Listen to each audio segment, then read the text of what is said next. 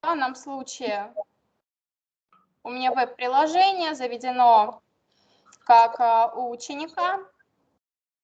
Мы можем посмотреть, да, то есть некоторый ученик. Как выглядит? Я думаю, что, в принципе, вы хоть раз вы работаете в Microsoft Teams, хоть раз заходили, видели, у вас есть учетные записи. Как же это выглядит? Рабочая область, рабочий кабинет на сайте office.com. Он у нас здесь прописан. Можно даже, коллеги, задваиваюсь, у всех и так или нет. Да, все нормально. Все отлично, да? Видно, все нормально, да. И получается, мы можем даже русскими буквами вбить office.com, и сразу выдает нам эту страницу. Что на этой странице? Во-первых, мы можем здесь выйти, поменять учетную запись, посмотреть учетную запись, открыть профиль. Что у нас открывает учетная запись? Показывает наши подписки, которые у нас есть. Показывает наши сведения, сколько устройств у нас подключается. Здесь мы можем сменить пароль. Если у нас есть орг-схема и схема организации, мы здесь можем просматривать и так далее. То есть это управление вашей учетной записью. И есть у нас наше меню, то есть средства запуска приложений. После того, как мы закончим, проводите его до дома, установите круглосуточное наблюдение. Коллеги, у кого-то включился микрофон. Кто-то зашел с включенным микрофоном. Так, сейчас, секунду, мы устраним эту неполадку. Хорошо, что у выступающих есть такая функция «Отключить все микрофоны». Это как раз более подробно я расскажу, когда мы перейдем к освещению такой темы планирования собраний в Teams. И немножко еще о личном кабинете. Office 365 здесь у нас есть список приложений. Здесь выведены в основном те приложения, которые часто используются, либо предлагаемые на основе часто используемых предложений. Здесь можно увидеть привычные нам офисные программы Word, Excel, PowerPoint, OneDrive, Outlook, то есть это почта. Наше приложение для создания видеоклипов и таких живых презентаций. Также дополнительные приложения OneNote, то есть наша записная книжка, и Teams, о котором мы говорим. Мы можем открыть все приложения, и будет огромный список, который вам представляется по той или иной подписке. Ну и переходим в приложение Microsoft Teams. Я переключаю демонстрацию именно на функцию, где я нахожусь.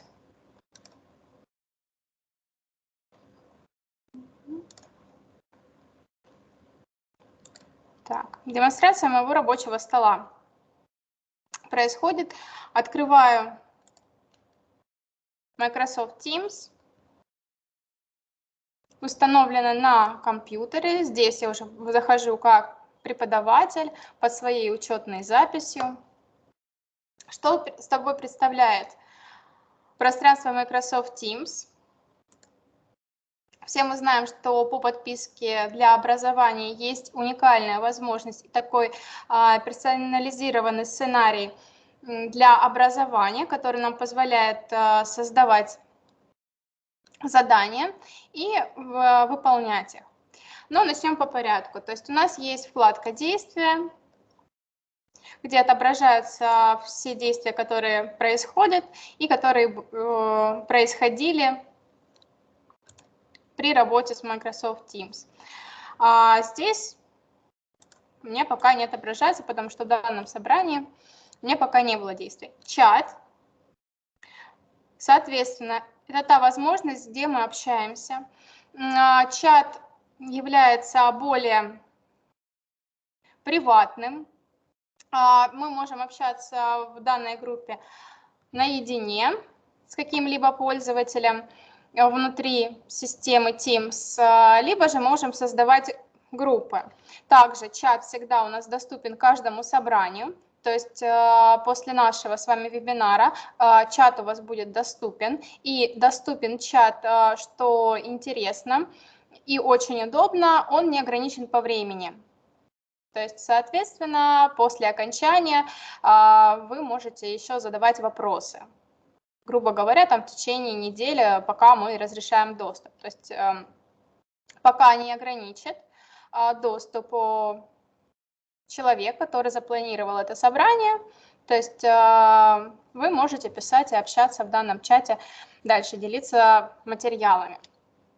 Можно сказать, что чаты, они бесконечны по времени, к собраниям. К собраниям они формируются автоматически. Чат может у нас выглядеть как групповой, либо же может выглядеть как приватный. Для этого мы всегда выбираем либо чат, функция несколько пользователей, и когда мы переходим во вкладку «Контакты», при создании нового чата, то есть мы видим, да, очень удобно, в принципе, в наших приложениях WhatsApp, которыми все пользуемся, в принципе, такая же функция листочка с ручкой. И здесь мы можем писать новый чат. Мы выбрали контакты, и мы видим, что сейчас, что бы мы ни написали, вводим фамилию, имя. Если у вас... Вы знаете точно, что пользователь заведен в приложении Microsoft Teams и в системе Office 365 зарегистрирован. Мы переходим к его отображаемому имени, в данном случае у меня ученик Максим Камолов, и мы далее набираем первые буквы фамилии или имени. Если же вы не уверены или не знаете отображаемого имени человека в системе Office 365, либо же просто его может не быть в данной системе, не иметь учетную запись, то вы можете ввести адрес электронной почты. И тогда ему придет уведомление о том, что вы приглашаете его к беседе. В данном случае мы можем написать текст. Так, ну, у меня здесь уже была переписка с данным учеником, и мы можем наблюдать, что в приватном чате я могу отправлять ссылки, то есть копировать текст. Я могу общаться с учеником в текстовом режиме. Я могу прикреплять различного рода файлы. Далее, если я хочу общаться с другим учеником, я точно так же создаю новый чат. У меня уже здесь есть переписка. Я могу ответить на вопрос. Например, данным сообщением. Ученик предупредил, что его не будет на собрании, на уроке. Как же это выглядит у ученика? Переключаемся на учетную запись ученика. Я перехожу во вкладку Microsoft Teams. Также во вкладке «Чат» у меня отображаются все чаты, в которых я участвую, либо участвовала как ученик. И в данном случае я также вижу, что у меня во вкладке, где раздел «Чат», горит вот такое уведомление. В зависимости от количества непрочитанных сообщений отображаемая цифра меняется. Так как у меня открыт был чат, я сразу вижу. И я вижу, что так как я присоединилась также к нашему вебинару, я вижу все записи, которые делают гости, участники и слушатели в нашем чате. Точно так же я могу сюда написать. Ксения? Да, я вот увидела, что как раз... Слушай, можно как-то отключить вот то, что они присоединяются к чату, получается, иначе оно засоряет чат, и не видно. Не знаешь, как отключить вот это? Нет, мы не можем, в принципе, отключать, потому что это как раз-таки идут уведомления о тех пользователях, которые подключились, и те, которые у нас участвуют в собрании. В какой момент ушли, пришли, что нам позволяет в конечном итоге отследить как раз-таки ученик был весь урок на занятии, либо же он пришел и ушел. То есть Teams у нас подсчитывает общее количество, и мы можем отслеживать проведенное количество времени в данном собрании, либо в трансляции таким образом. То есть система специально так нам заводит. Функция, не показывающая присоединение, можно отключить только во время трансляции. Но и там у нас ограничены как раз такие права. Все присоединяющиеся к собранию, называемую трансляцию, да, к вебинару, являются именно только слушателями. Мы не можем передавать им управление, они могут писать в отдельном чате, который модерируется. Если в собрании каждый участник может сразу написать и сразу отображается его сообщение в общем чате, то в трансляции у нас отображается сначала у выступающего, и если этот вопрос корректен, он допустим по нормам цензуры и так далее, то он его публикует. Но это вот различие. Мы сегодня говорим о подписке А1, которая является бесплатной, которой пользуемся сейчас активно все. Она имеет некоторые ограничения, то есть немножечко к организационным моментам. Подписка А1 для образования бесплатная, но ограничение в том, что все приложения являются веб-версиями, то есть мы используем их в интернете, необходим доступ в интернет, это облачное хранилище. И единственное приложение, которое мы можем установить, это приложение Microsoft Teams. В принципе, мы здесь тоже можем наблюдать предложение о том, что программа мне предлагает его скачать, так как у меня, допустим, с этой учетной записи он не был установлен локально на компьютер. Вот. И последующие подписки А3, А5, они имеют более расширенные права к доступу приложений, и там уже можно локально установить офисные приложения. К примеру, Microsoft Office Word, Excel, PowerPoint и так далее. То есть некоторые моменты. Вот это небольшое такое отступление. Следующее после чатов. Да, показала, как можно приватную беседу начать, как выглядит групповая в данном случае, как же начать групповую беседу. В выборе мы оставляем чат, создаем беседу. И здесь, как минимум, когда мы создаем групповой чат, должно быть не менее 3 пользователей. К примеру, я добавляю 2 учеников. Вот, у меня уже есть данный чат. Я также могу проверить. И я могу написать, что отображается. И сразу мы будем видеть, что у нас несколько заданий, несколько действий. Далее во вкладке у нас идет раздел «Команды». То есть команды – это те самые группы, это те самые классы, ну, то есть в терминологии Teams это у нас именно команды. А команде, группе мы можем создать ее сами, либо можем присоединиться к уже имеющейся команде. Здесь у меня представлены несколько таких образцов групп, в которых я участвую как ученик. Как ученик я тоже могу создавать, либо присоединяться к команде. Отличие у нас есть небольшое по созданию команды. Создавая команду, мы вводим название команды, мы вводим какое-то описание.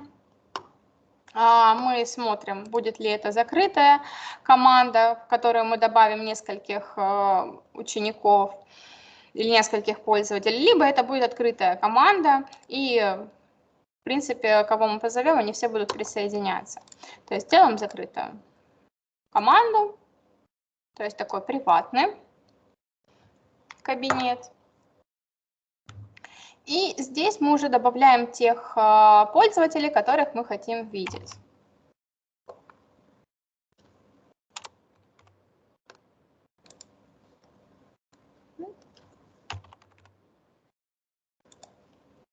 И добавляем.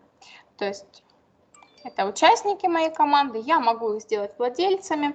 Почему у нас идет разграничение участник и владелец? То есть я, неважно, педагог я или ученик, я создаю эту команду, этот класс, соответственно, я являюсь владельцем. У меня расширенные функции. Я могу управлять данной командой, могу добавлять, удалять участников, могу давать доступ к другим участникам данной группы. Ну вот я хочу, к примеру, одного из своих одноклассников сделать также владельцем данной группы. Все проверили. Закрываем. У нас есть наша группа. Переходим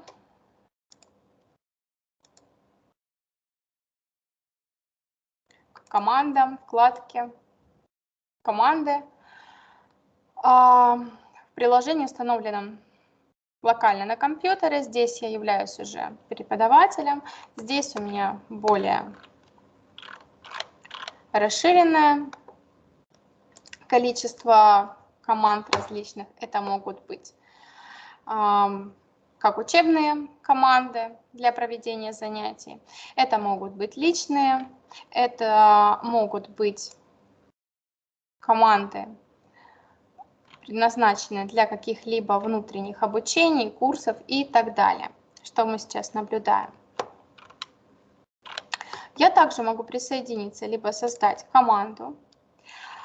Присоединиться к команде, к примеру, я сейчас могу выслать код одному из участников данного собрания, либо своему ученику, чтобы он присоединился. Либо же наоборот, к примеру, я могу сгенерировать код и попросить присоединиться к команде по коду какого-либо своего коллегу, если он разбирается в данной области. Что, в принципе, присоединение к команде по коду в практике используется довольно редко. В основном мы создаем команду и, в принципе, даем просто, вводим параметры и добавляем участников. Потому что любой созданной командой, если я являюсь владельцем, я могу управлять. Сейчас тоже рассмотрим.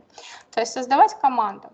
Если ученики могут создавать команду как закрытый класс формата другой, то есть это тот самый клуб, учебные группы, внеклассные мероприятия, с которыми они общаются внутри ребят, то есть это такой канал общения, где они могут делиться информацией в любом формате. Далее, у преподавателя, у него есть вот такой расширенный обзор, несколько вариантов, в данном случае их 4, для создания команды. То есть у нас есть вариант класса, как раз для проведения именно учебных занятий. У нас есть профессиональное сообщество преподавателей. Нам вот предлагают описание рабочая группа преподавателей, в принципе, где мы можем это использовать. Узкое направление, к примеру, методическое объединение какой-либо дисциплины, и мы общаемся там. К примеру, это если математика, то я добавила всех преподавателей, которые относятся к данной дисциплине, входят в мое методическое объединение моей организации, и добавила. Далее, персонал. В данном случае это более административное направление, это общение, к примеру, заучи с персоналом, отвечающим за административно-хозяйственную часть и что-то вот в таком роде. То есть персонал – это те группы, которые не относятся именно к образовательному процессу, к учебному процессу. Они являются педагогическими работниками в том положении, которое работает непосредственно с детьми. Также в профессиональное сообщество мы можем добавлять, создавать на основе данного варианта команды группы, общение, к примеру, тех педагогов, которые работают с детьми, но не ведут, как правило, уроки по расписанию. Это могут быть уроки дополнительной деятельности, это могут быть индивидуальные занятия с логопедом и так далее. Ну и, соответственно, для развлечения у нас также есть функционал добавления группы типа другой. К примеру, если я классный руководитель, я хочу создать такую группу, добавить туда только одних мальчиков и обсуждать подготовку поздравления к празднику 8 марта для девочек.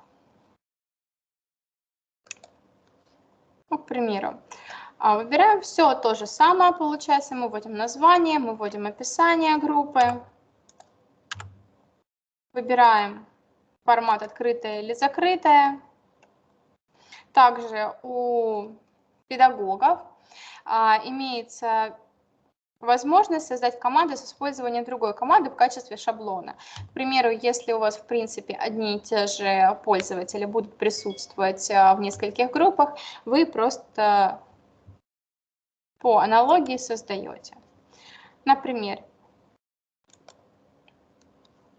у меня уже с данными параметрами, с типом для работы с персоналом была группа отдела комплексных решений, и я просто-напросто выбираю данную команду и создаю.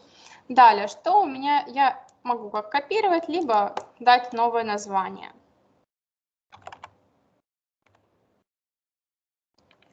Также мы можем посмотреть, что будет содержаться, что будет отображаться внутри команды. Так мы можем добавить либо убрать вкладки, каналы, добавить участников, настроить приложение и тому подобное. То есть создаем команду, и она отображается у нас слева в списке всех наших команд. Также добавляем участников здесь. Все без изменений. Нажимаем «Добавить» и закрываем. И ищем свою команду в списке. Вот она у нас появилась. Далее, в каждой команде, когда мы переходим, ну, грубо говоря, что команда – это каждый отдельно взятый класс. Например, я перехожу в класс 5 А, это математика, ну, неважно, как он будет называться. У меня открывается рабочее пространство данной зоны, где я могу видеть такие вкладки, как публикация. Это все, что здесь происходит, как лента новостей, то есть вот эти действия, чат происходит внутри данного канала. Также при создании команды автоматически создается канал. Канал – это такой подраздел класса, то есть та тема, в которой вы общаетесь.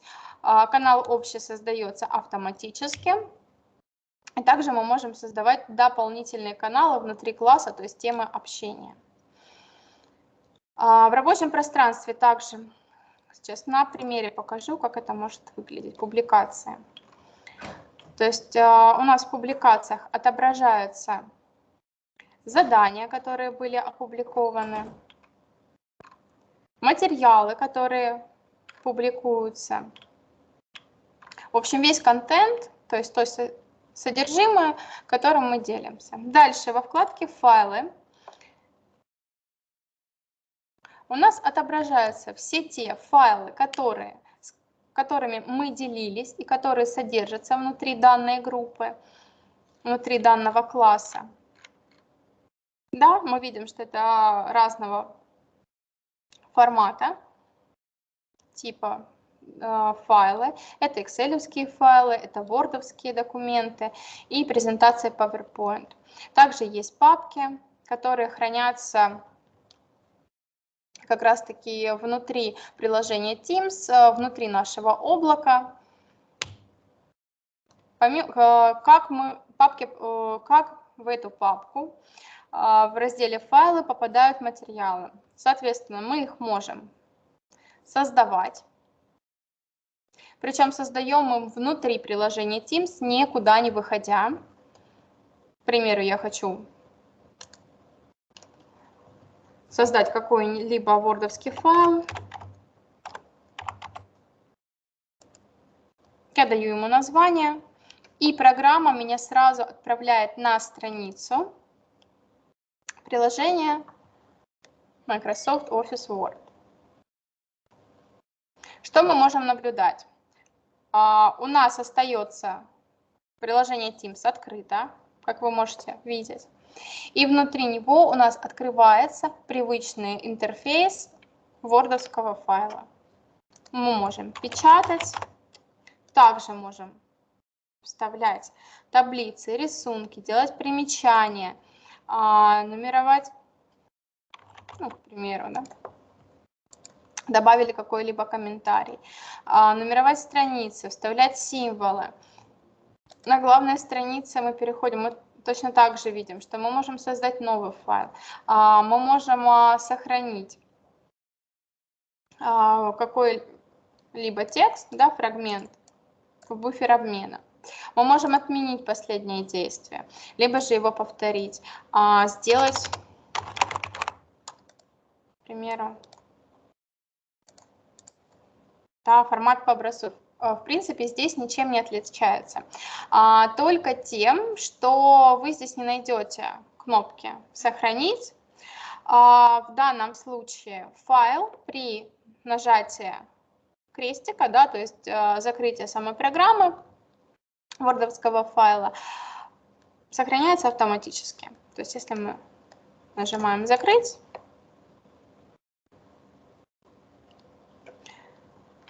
то наш файл сохраняется, и при открытии мы увидим все те изменения, которые мы вносили.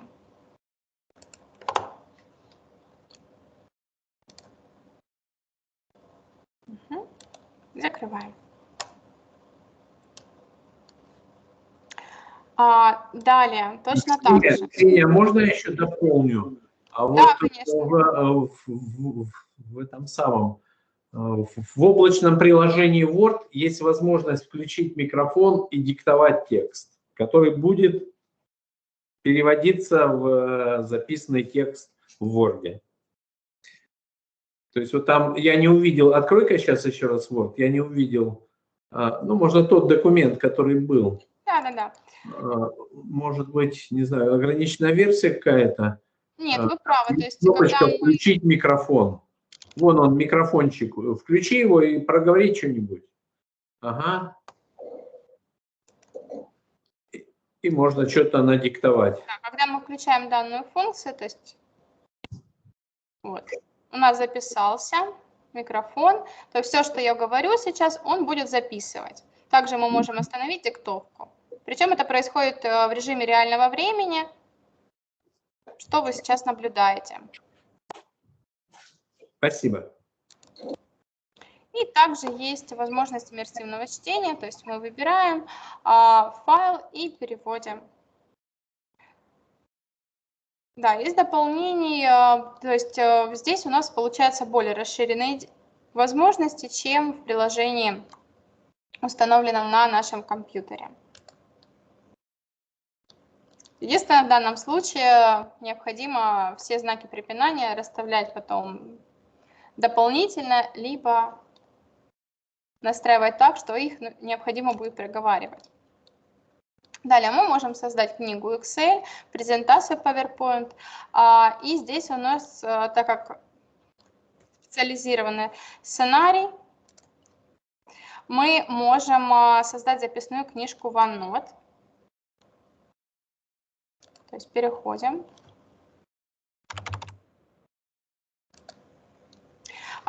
Записная книжка OneNote, то есть это наша электронная записная книжка, которая может использоваться в качестве рабочей тетради, в качестве журнала и того пространства, внутри которого вы также можете работать.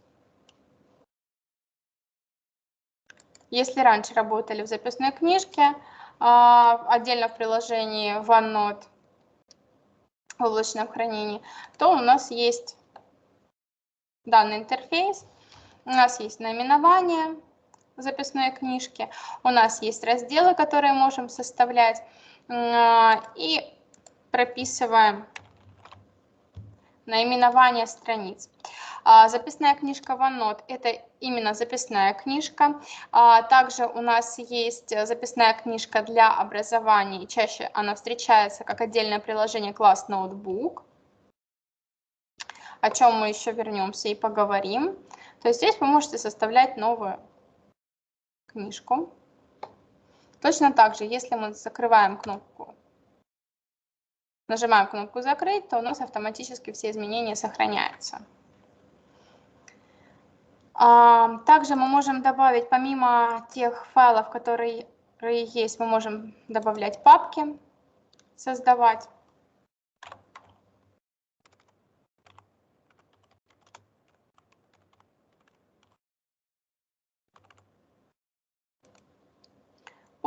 И делим ее как раз таки по нашему роду деятельности.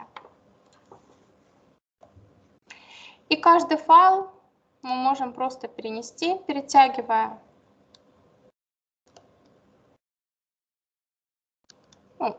Немножечко зависает. Наполняем папку следующим образом, то есть перетягиванием документа. Также эту папку мы можем наполнить, к примеру, перетащив с рабочего стола некоторый материал. И мы видим, да, здесь у нас отправка элемента пошла. То есть у нас загружается. Также еще один тип файла для добавления, создания внутри Microsoft Teams. Это у нас Microsoft Forms. Forms – это программа для создания опросов и тестов. В данном случае мы здесь заполняем как раз-таки опрос для Excel.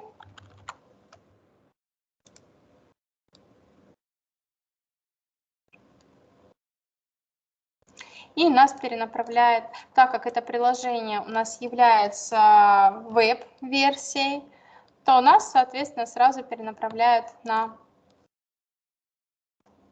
сайт данного приложения, где мы можем посмотреть, внутри какой системы мы находимся, внутри какого класса. В данном случае у нас 5Б. Он нам это продемонстрировал. Вернувшись назад на общую страницу, мы можем посмотреть все те файлы, которые у нас были созданы. Это тестирование. Либо можем создать новое.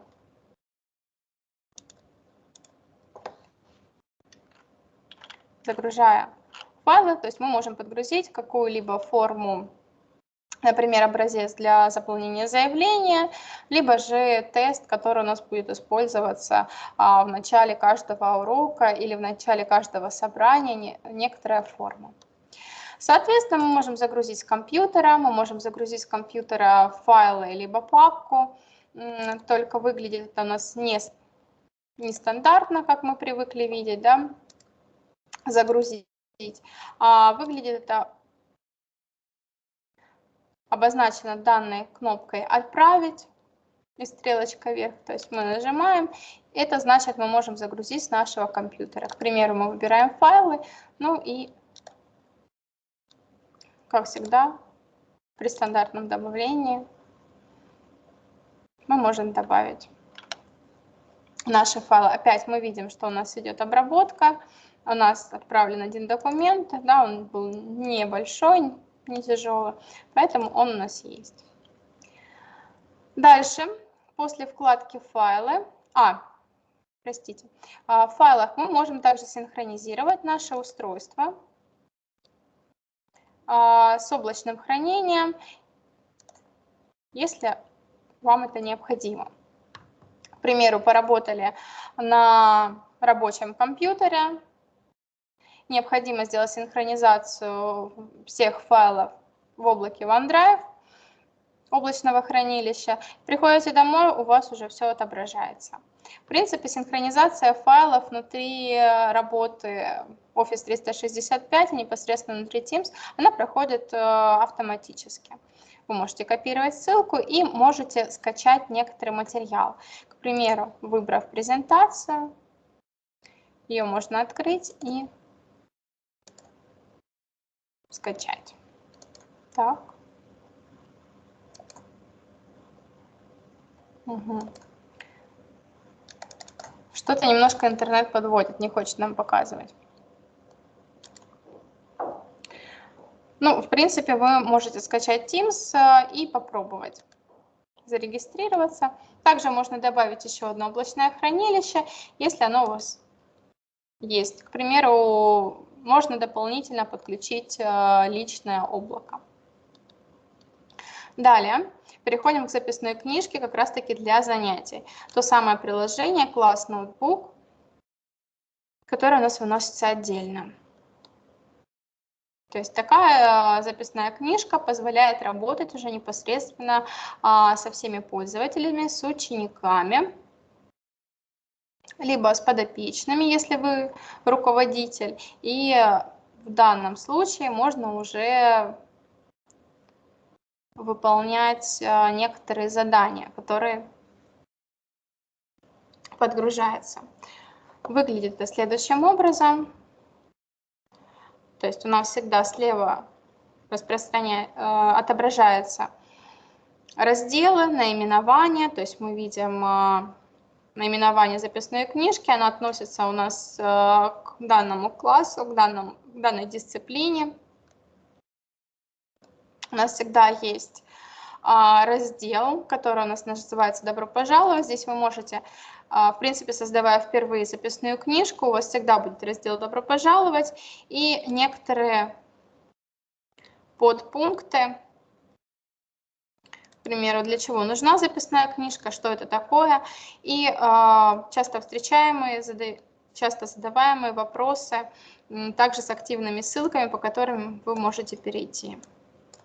То есть выглядит пространство следующим образом. И далее потом вы с помощью кнопки «Добавить раздел» добавляете все дальнейшие разделы, в которых вы будете работать. Здесь у вас есть разделы такие, как библиотека содержимого, который, в принципе, идет автоматически всегда, и пространство для совместной работы. Как раз-таки в пространстве для совместной работы в дальнейшем можно проводить занятия и работать. Библиотека содержимого – это тот раздел, в принципе, где мы можем делиться некоторыми пособиями, наглядными материалами с пользователями, да, с учениками, либо с коллегами. Это тот раздел, который наполняется только владельцем данной записной книжки и редактируется, в принципе, тоже только вами. В таком формате. Далее, пространство для совместной работы. Также имеет несколько разделов, которые задаете вы. То есть как это выглядит.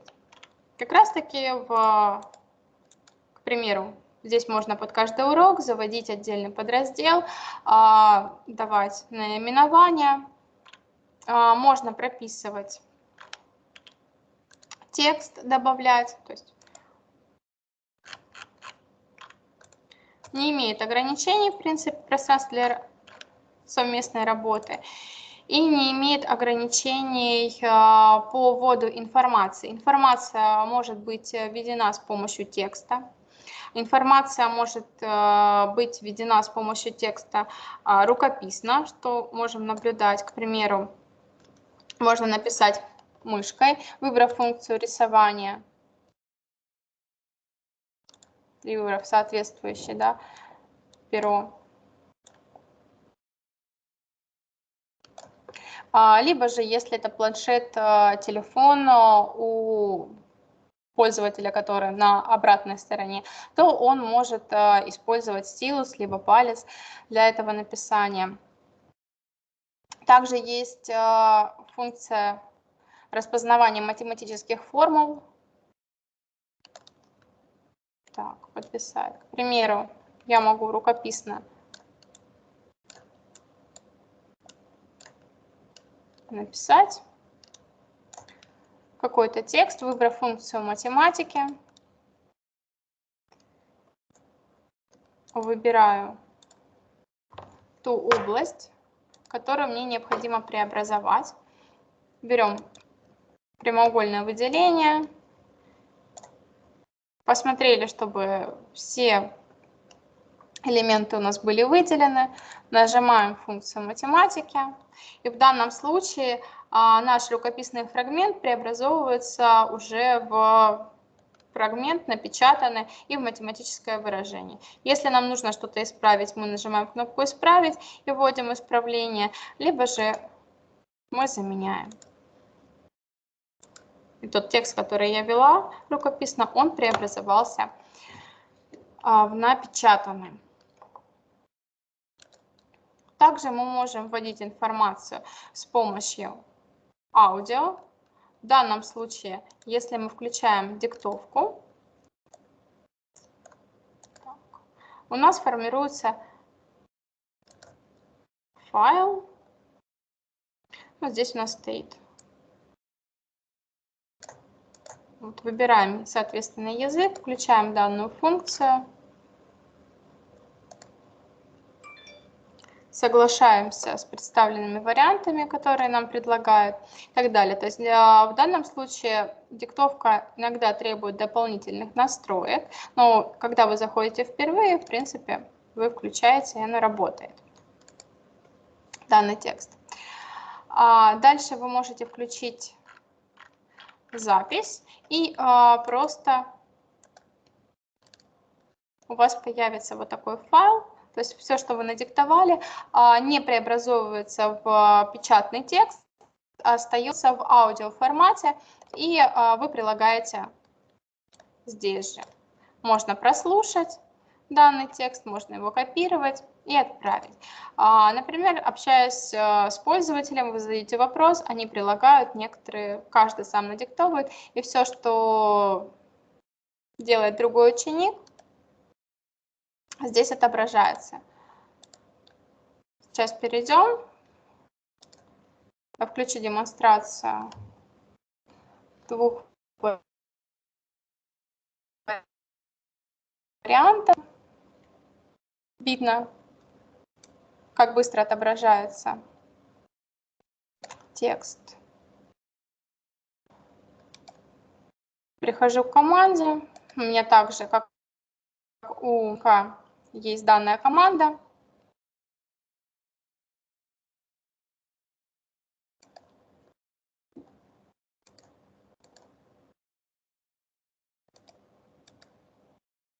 Я перехожу во вкладки. Так, каналы общие, записная книжка для занятий. То есть у ученика структура немножко видоизмененная. Сейчас подгрузится. Мы смотрим. Также у нас есть пространство для совместной работы. Перехожу в данный раздел. Вижу все то, что у меня отображается.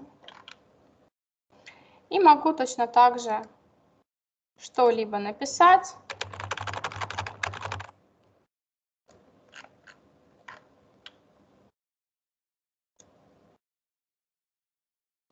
Что будет отображаться у всех остальных. К примеру, если мы возьмем функцию рисования,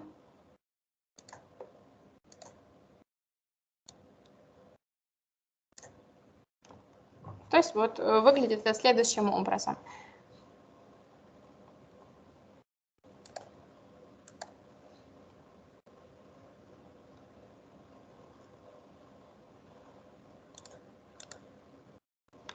Переходим к файлу. В принципе, так как у нас приложение внутри команды Teams.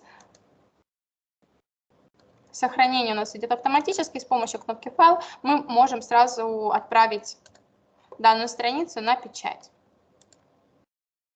Далее, в записной книжке, то есть это как журнал такой некоторый, я могу создавать электронные тетради для своих учеников, и вот они у меня здесь все видны. То есть электронные тетради создаются непосредственно при создании самой этой записной книжки для занятия формата класс ноутбук. Если я знаю, что я завожу, к примеру, класс 5Б, у меня есть журнал, там учатся 20 учеников, и я каждому завожу. Внутри каждой рабочей тетради также создаю непосредственно те подразделы, которые будут использоваться мной всегда. Например, это работа на уроке, это какой-то некоторый раздаточный материал, которым я буду делиться с учениками. Это тетрадь, такой подраздел, да, домашнее задание и творческая работа. То есть вначале я определила, что у меня будет обязательно все эти 4 раздела у каждого ученика. Обратите внимание, что я как учитель вижу всех учеников. Переключаюсь на ученический аккаунт. Я как ученик вижу только свою тетрадь. Я не могу подсмотреть и подглядеть у других учеников. К примеру, если у вас идут занятия дистанционно, либо это занятия смешанного гибридного вида, да, что часть занятий происходит в очной форме, часть в онлайн, и используете такой формат общения через записную книжку для занятий, к примеру, выполнение творческих заданий, то здесь это может выполняться так. Но, к примеру, дети могут делиться, общаться также в пространстве для совместной работы, но мы можем его ограничить, отключить на время. Так.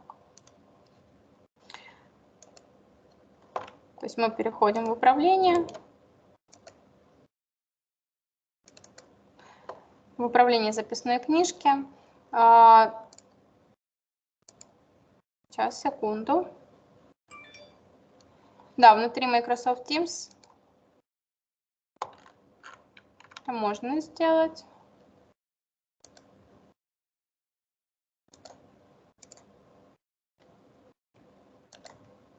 То есть, как у нас управление приложениями есть, то и когда мы открываем формат записной книжки, у нас также есть вариант управления записной книжкой, и тогда мы переходим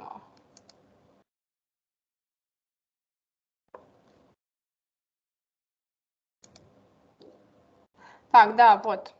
Как раз для этого нам необходимо записную книжку открыть либо в браузере, либо в классическом приложении. То есть классическое приложение, что собой подразумевает, это то приложение, которое установлено у вас локально на компьютер, и открыть в браузере, то есть мы переходим в веб-версию в зависимости от того, что у вас подключено. То есть заранее. Но использовать как раз-таки вот пространство для совместной работы в качестве доски в Microsoft Teams можно. Но также в Microsoft Teams внутри собрания у нас также есть возможность включения доски. О ней я немножко позже расскажу. То есть, да, мы добавляем файлы, не покидая приложение Teams, внутри каждого класса. Также мы можем добавлять файлы, наполнять полностью пространство Microsoft Teams вне зависимости от группы, команды, класса, где мы находимся, с помощью функций вкладки «Файлы». То есть файлы могут быть выведены здесь у вас на панели, либо через кнопку контекстного меню 3 точки. Мы можем найти вот, часто используемые приложения одно из них является файлом. Когда мы переходим в данную вкладку, мы также видим, что у нас есть функция просмотра последних файлов, которые были. Мы можем посмотреть файлы Microsoft Teams, это те файлы, которые были созданы ранее. Мы можем посмотреть скачанные файлы. И мы можем открыть облачное хранилище OneDrive и посмотреть все те файлы, которые у нас есть. Так, подскажите, пожалуйста, только у меня зависло приложение Teams? Ну, демонстрация рабочего стола работает, ну, вроде переключается все. Нет, сейчас на OneDrive не перешло. Ну да, вот во вкладочке немножко почему-то не хочет. Также вы можете добавить личное облачное хранилище, да, данные с облака, любое используемое вами. К примеру, часто используем это Google Drive, либо Dropbox.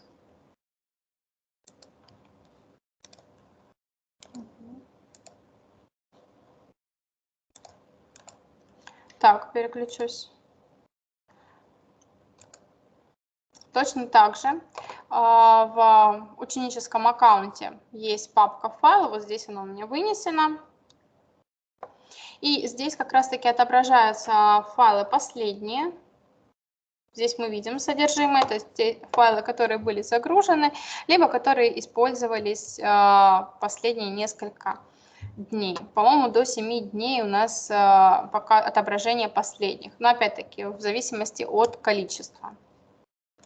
Также у нас все файлы, которые хранятся в нашем приложении Microsoft Teams, были созданы, которые были добавлены, у вас к ним есть доступ, также отображаются здесь. И наше облачное хранилище OneDrive, здесь мы тоже. И как раз таки в хранилище OneDrive мы также можем создавать разного типа файлы. Мы можем загружать файлы, а можем целые папки с нашего рабочего стола. Мы можем поделиться ссылкой на какой-либо материал и синхронизируем между устройствами.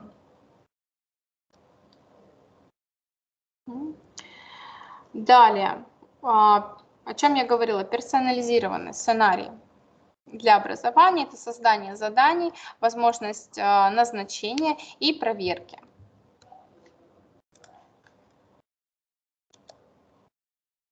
Я как педагог перехожу во вкладку.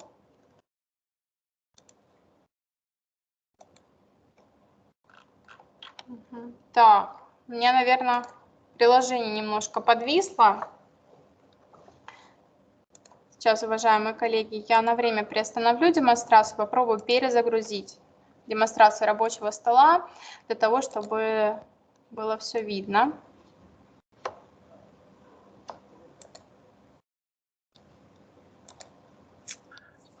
Пока Ксения перезагружается, коллеги, значит, у нас в планах есть создать на домене comiedu.ru, создать республиканскую, так сказать, площадку, создать потом, ну, это будет администратор comiedu.ru, затем каждому муниципалитету и каждой образовательной организации сделать учетную запись, и то есть у нас будет такая общая площадка для, ну, по крайней мере, не знаю, будем ли мы создавать команды, вот, и надо ли это будет, хотя бы для использования как видеоконференц-связь, для проведения совещаний и так далее, и так далее, и так далее. Это касается органов управления образования, ну, и образовательных организаций. А вот то, о чем рассказывает все-таки Ксения, надо образовательной организации создать свою учетку и сделать учетку каждому учителю.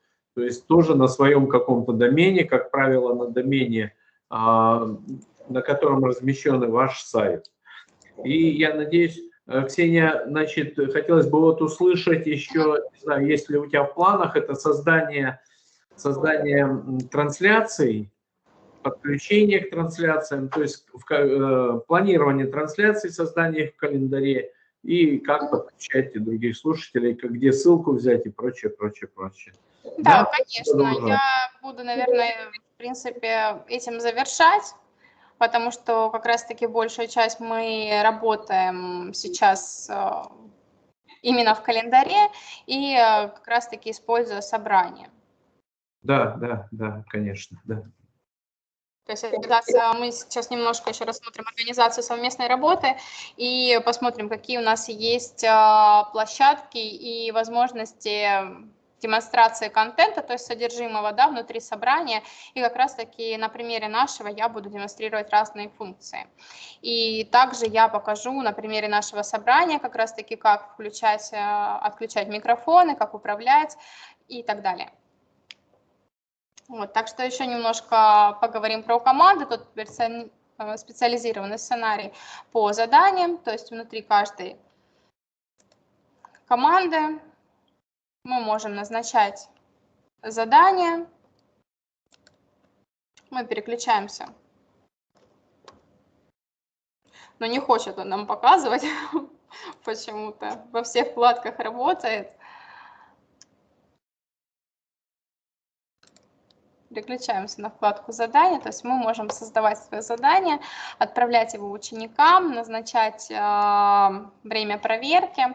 В принципе, даже если вы работаете не только с учениками, но с педагогами, к примеру, это аттестационный формат, это может быть какое-то задание, к примеру, заучи передали педагогам внутри организации. Это могут быть ежедневные, еженедельные отчеты, которые необходимо заполнять и приходящие в срок.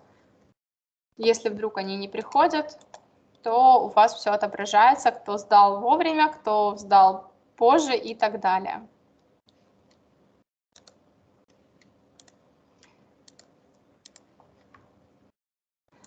Так.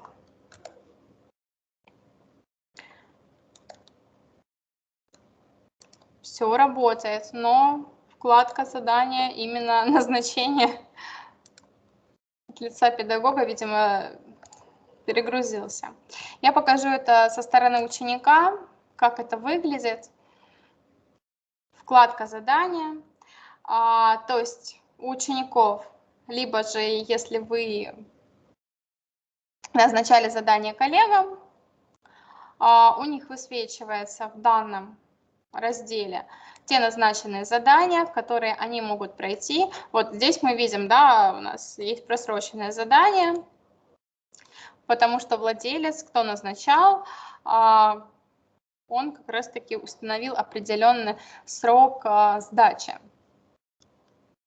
То есть мы можем войти, мы можем посмотреть работу, мы можем вложить сюда некоторые файлы, также с OneDrive, либо прикрепить ссылку, добавить со своего компьютера. Почему у нас в приложении Microsoft Teams, в принципе, в системе Office 365 нам показывает и говорят не с компьютера, не с ПК, как в других приложениях, а он говорит добавить с этого устройства, потому что если это веб-версия, вы можете зайти с телефона, вы можете зайти с планшета, ноутбука, компьютера и вообще, в принципе, с любого гаджета, на котором установлен интернет, и он работающий. И у вас есть свободный доступ. Даже если вдруг у вас приложение по подписке установлено, некоторые приложения у вас установлены локально на компьютер, то все равно вы можете войти в облачной системе и, включив синхронизацию, можно синхронизировать с домашним рабочим компьютером. И также можно создать несколько вариантов документов, это те же самые документы типа Excel, Word, PowerPoint. Можем создавать здесь страницу записной книжки. К примеру, если мне нужно что-то описать, я сдаю. Далее, так как срок вышел, я могу включить позднюю сдачу.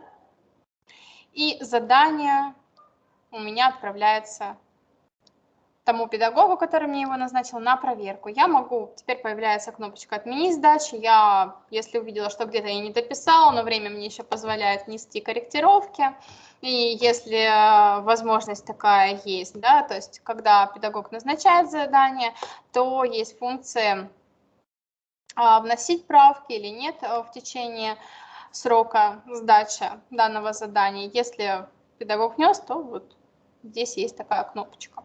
Также мы можем включить средства иммерсивного чтения, если что-то написано. Да, то есть мы включаем, воспроизводим аудио, и, соответственно, все, что у нас как раз напечатано, произносится звуком. Также у нас отображаются все выполненные задания.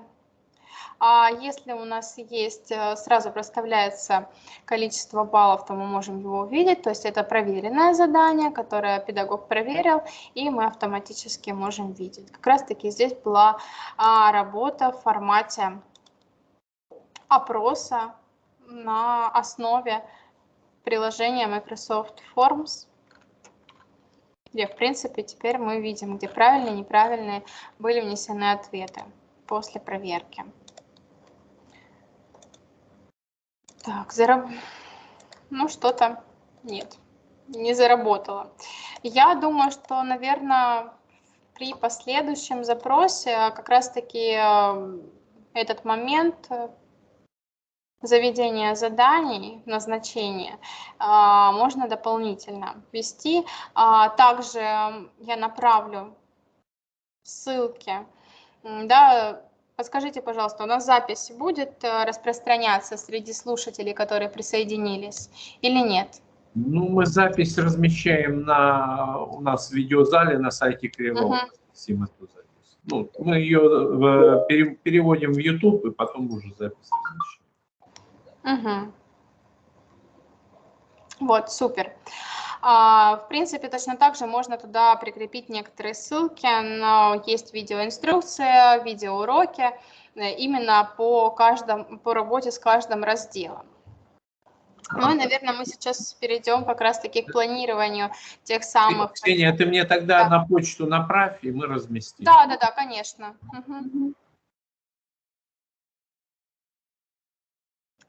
Как раз-таки переходим к планированию видеозвонков, настройка ограничений прав участников, как это вообще происходит и так далее. То есть вы сейчас видите мой календарь в данном случае. И вверху есть функция, такие кнопки, как «Начать собрание сейчас» и «Создать собрание». Если я нажму кнопку «Начать собрание сейчас», то я открою новый формат. Я боюсь, что если я внутри собрания начну новое, естественно, меня выбьет. Поэтому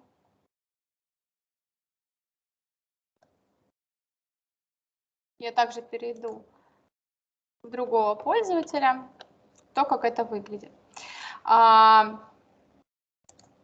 Если я нажму кнопку «Начать собрание», то это будет собрание, к которому необходимо будет, сразу вам выдаст окошечко, добавить участников, с которыми вы хотите провести собрание.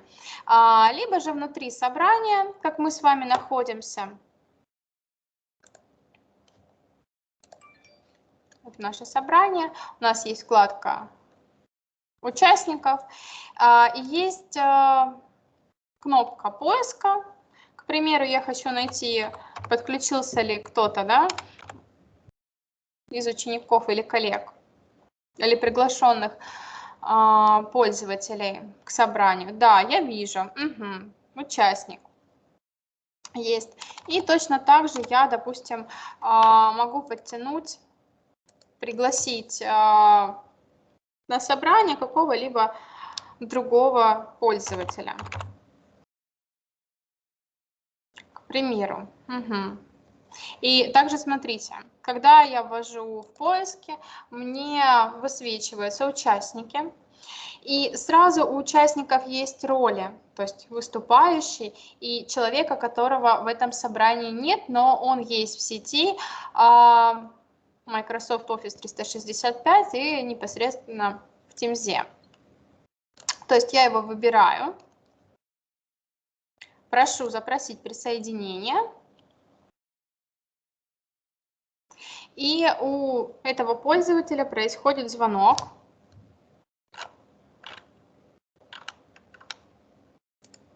И он подключается. Сейчас еще раз.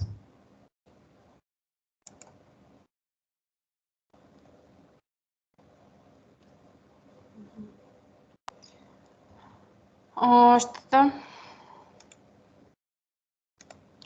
не хочет демонстрировать все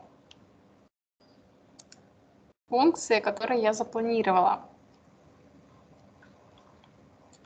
Так, либо я могу отправить приглашение, скопировать ссылку на собрание, да, и перейти, к примеру, в любой мессенджер и отправить. К примеру, в почте, либо могу перейти и в каком-нибудь мессенджере, тот же самый WhatsApp, либо ВКонтакте отправить, откуда по ссылке могут перейти. Далее, это как происходит, то есть как мы можем пригласить участников. К примеру, если мы нажимаем кнопку «Начать собрание», начинается собрание, выскакивает окошко настроек, то есть настройки устройств, они здесь сейчас, да, внутри собрания у меня расположены справа, они будут расположены в центре экрана, то есть вы выбираете те параметры, которые необходимы, включить звук, не включить, подключать динамики, либо же нет, включать камеру или нет устройства. Когда вы настроили, все проверили, вы нажимаете «Начать собрание». Собрание начинается, и естественно, что в этом собрании находитесь только вы. И для того, чтобы пригласить участников, вы их приглашаете, то есть сразу набираете их, им приходит уведомление о том, что вас приглашают подключиться к собранию, и пользователь принимает приглашение и подключается, либо же вы отправляете ссылку на данное собрание. Далее есть такая кнопка, которая используется в практике чаще всего, то есть это создание собраний. Создание собраний – это планируемое собрание. В отличие от кнопки «Начать собрание сейчас», то есть, к примеру, мы переписывались в чате, нам необходимо созвониться, включить демонстрацию, и мы сказали: ой, да, давайте мы включаем собрание, я посмотрела, что там свободны эти коллеги, я включаю собрание и приглашаю какого-либо участника извне. Моей организации, к примеру, учителя из другой школы, либо же руководителя с другого образовательного учреждения, и в таком формате, где он может подсоединиться в качестве гостя, но в собрании. И мы можем быстренько что-то обсудить в формате такой короткой онлайн-видеосессии. Да, кнопка «Создать собрание», она, в принципе, и выделена у нас более ярко. Создаем собрание мы можем двумя способами. Самый простой, к примеру, я смотрю, вот у меня есть время, я хочу на пятницу на 16 часов, я выбираю данный слот, ну, то есть формат. Я щелкнула мышью и сразу перешла в формат планирования данного собрания. Если я планирую собрание, которое будет проходить внутри организации, я знаю, что у всех коллег внутри моей организации есть учетная запись, так как мы постоянно работаем. Соответственно, я ввожу название, да, к примеру, пусть будет у нас встреча 1. Я добавляю тех участников, они у нас отмечаются как обязательные участники, то есть это те, кто должны быть на собрании.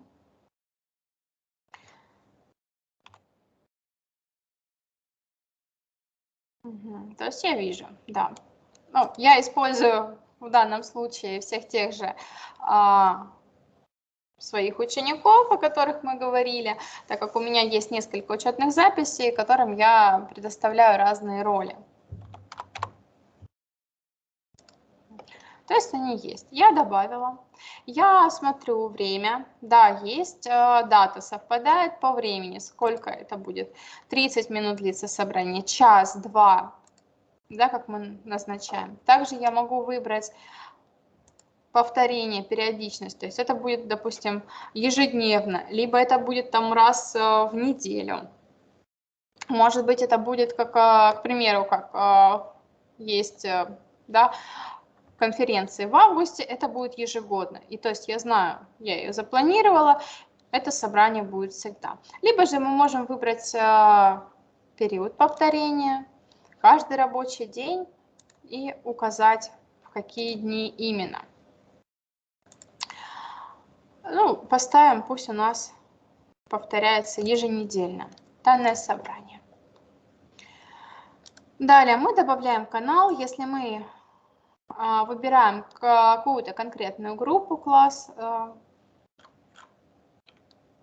да, например, то же самое, если это будут там курсы, делаем так, то мы выбираем, естественно, группу и выбираем канал общий. Но я рекомендую канал не выбирать и создавать собрание без добавления группы. То есть мы указываем обязательных участников, которые должны присутствовать в данном собрании. Кстати говоря, когда вы приглашаете участников, вводите обязательных, они идут уже сразу с правами выступающих. Что это значит, я чуть попозже скажу. И покажу это на примере нашего собрания. Далее. В принципе, при настройках мы можем сделать, да, отмечая параметры, что у нас все участники будут не только слушателями, но и выступающими. То есть у них будут более расширенные права. К примеру, для того, чтобы к собранию могли подключиться ваши коллеги, которые в какой-то момент не смогли выйти с учетной записью вашей организации, с учетной записью Office 365, либо же что-то случилось, забыли пароль, но находятся где-нибудь в дороге и необходимо выйти на собрание с телефона, то они, если мы поставим здесь ограничение, добавим канал, то в принципе войти не могут. Поэтому если мы не добавляем канал, то у нас есть возможность подключения наших коллег без учетной записи Microsoft Teams. То есть они могут войти в качестве гостя. То есть гость – это тот человек, который заходит в качестве наблюдателя, если иные права ему не даны. Также вы можете указать месторасположение, если это требуется. Если необходимо, вы можете дать краткое описание к своему собранию, там, еженедельное обсуждение планов.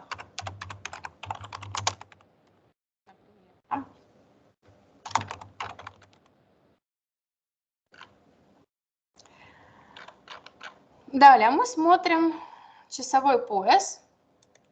Если это необходимо, да, вдруг мы назначаем в другом часовом поясе, чтобы он у всех совпадал. Параметры ответов, то есть мы можем разрешить пересылку, в данном случае стоит, да, то есть я могу скопировать ссылку и отправить себе на личную почту с рабочей, либо же отправить своему коллеге, если у него нет доступа к рабочей почте, но есть к личной, либо же наоборот, и ему в какой-то момент не пришло. Запросить ответы, то есть у меня стоит, грубо говоря, я буду смотреть, кто приглашен на данное собрание. Дальше мы смотрим помощник по планированию, как и, наверное, в календаре Outlook, я думаю, все мы работаем, он помогает нам увидеть свободное время, то есть вот эти все слоты, да, по нашим участникам. Ну, в данном случае наши участники все время свободны. Но если вдруг у кого-то есть занятость, К примеру, если мы возьмем другой день,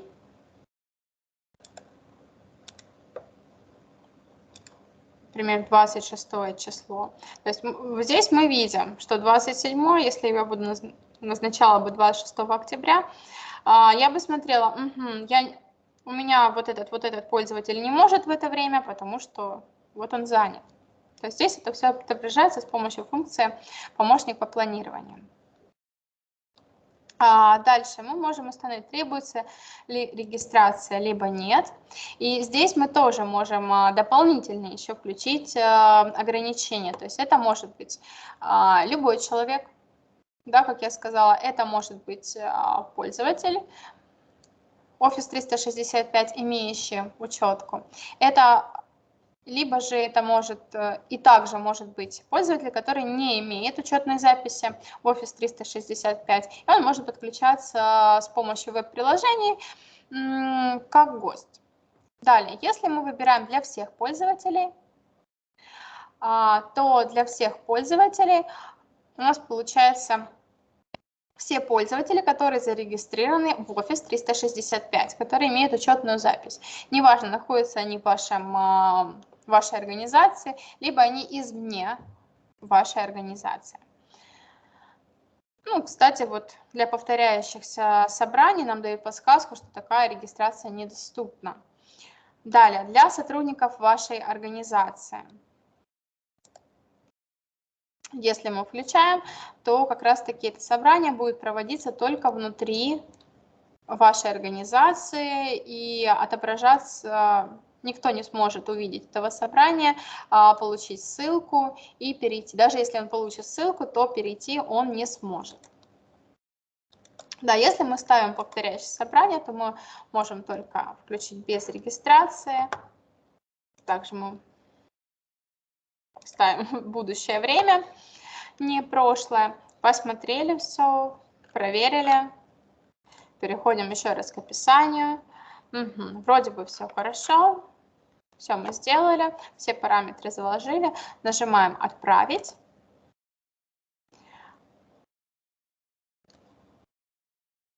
Смотрим, в календаре у нас формируется встреча.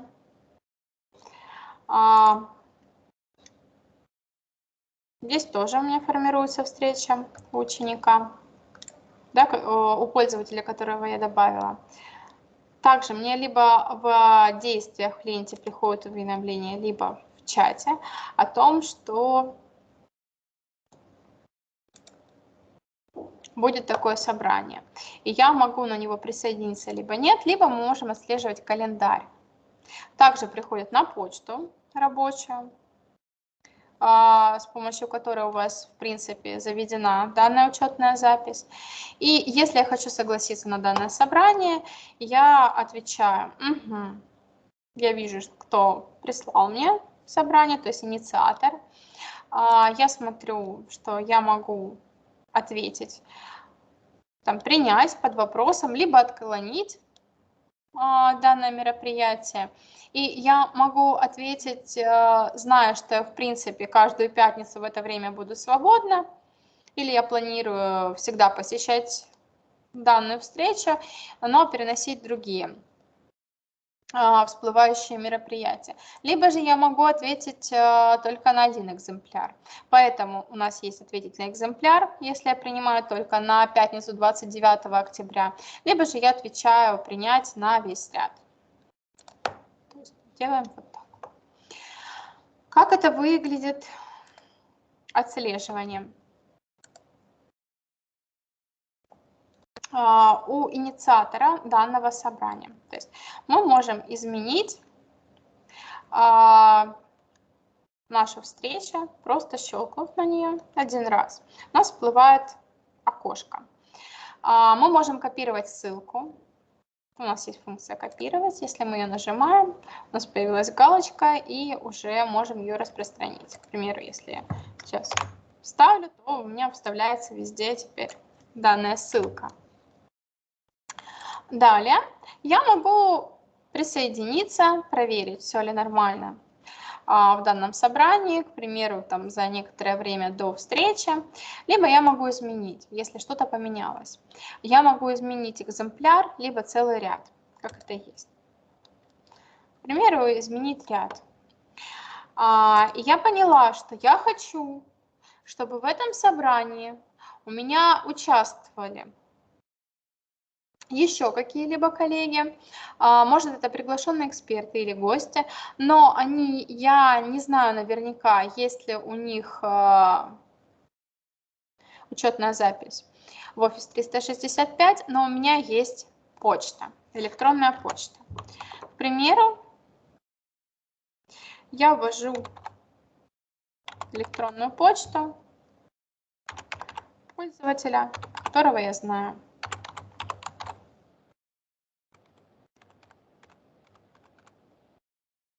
Угу. И здесь у меня будет, пригласили этого пользователя или нет. Да, я его приглашаю. И в данном случае, когда я отправляю обновление, то вот этому пользователю тоже приходит уведомление на эту же почту о том, что просят присоединиться к собранию.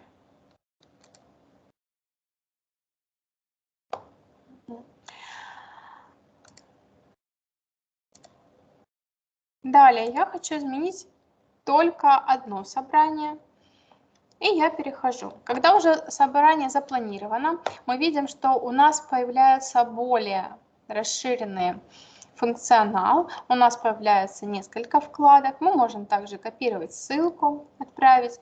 Мы можем добавить сюда файлы, которые нам необходимы, с которыми поделиться во время подготовки к данному собранию. Я прошу прощения.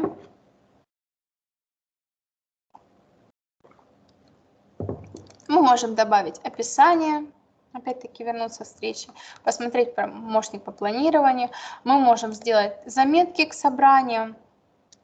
Да, выбираю «Ввести заметки». У нас открывается следующее окошко сейчас. И мы можем здесь что-то указать. Причем, если мы вводим заметки, то у пользователей приходит автоматическое уведомление о том, что в данной встрече создана заметка к этому собранию. Угу. То есть вот есть заметка. Дальше у нас есть функция доски.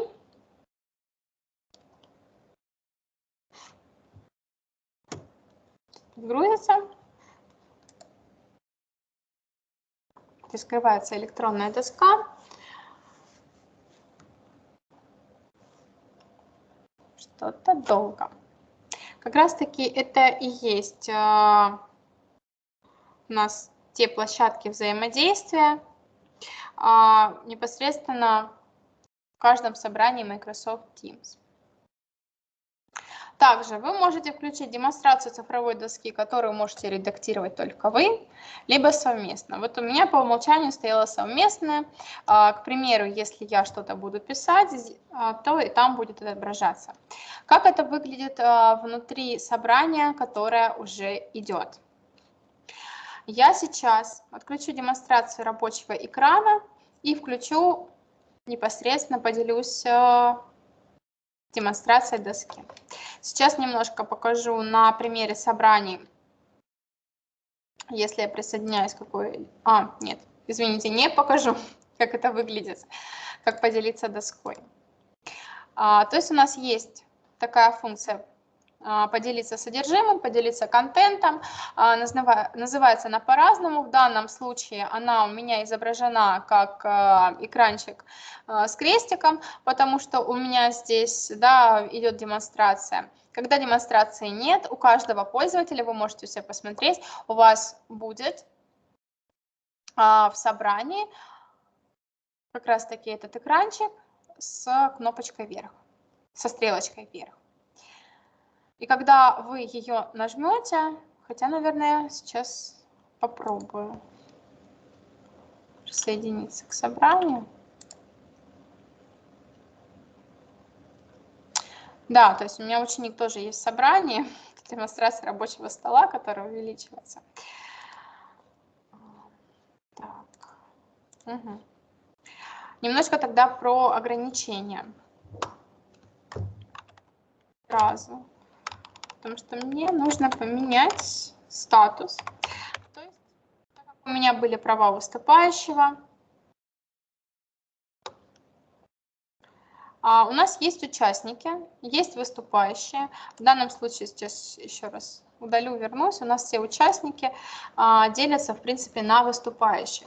Да, это те люди, которых мы добавили, либо в параметрах собрания мы указали, что все, кто будет присоединяться, мы ему даем такие права выступающего.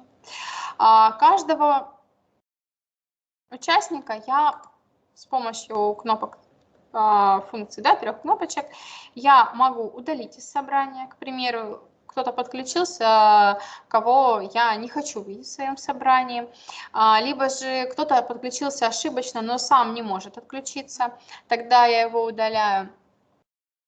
Либо же этот участник повел себя некорректно и сам отключаться не хочет, то я его удаляю принудительно.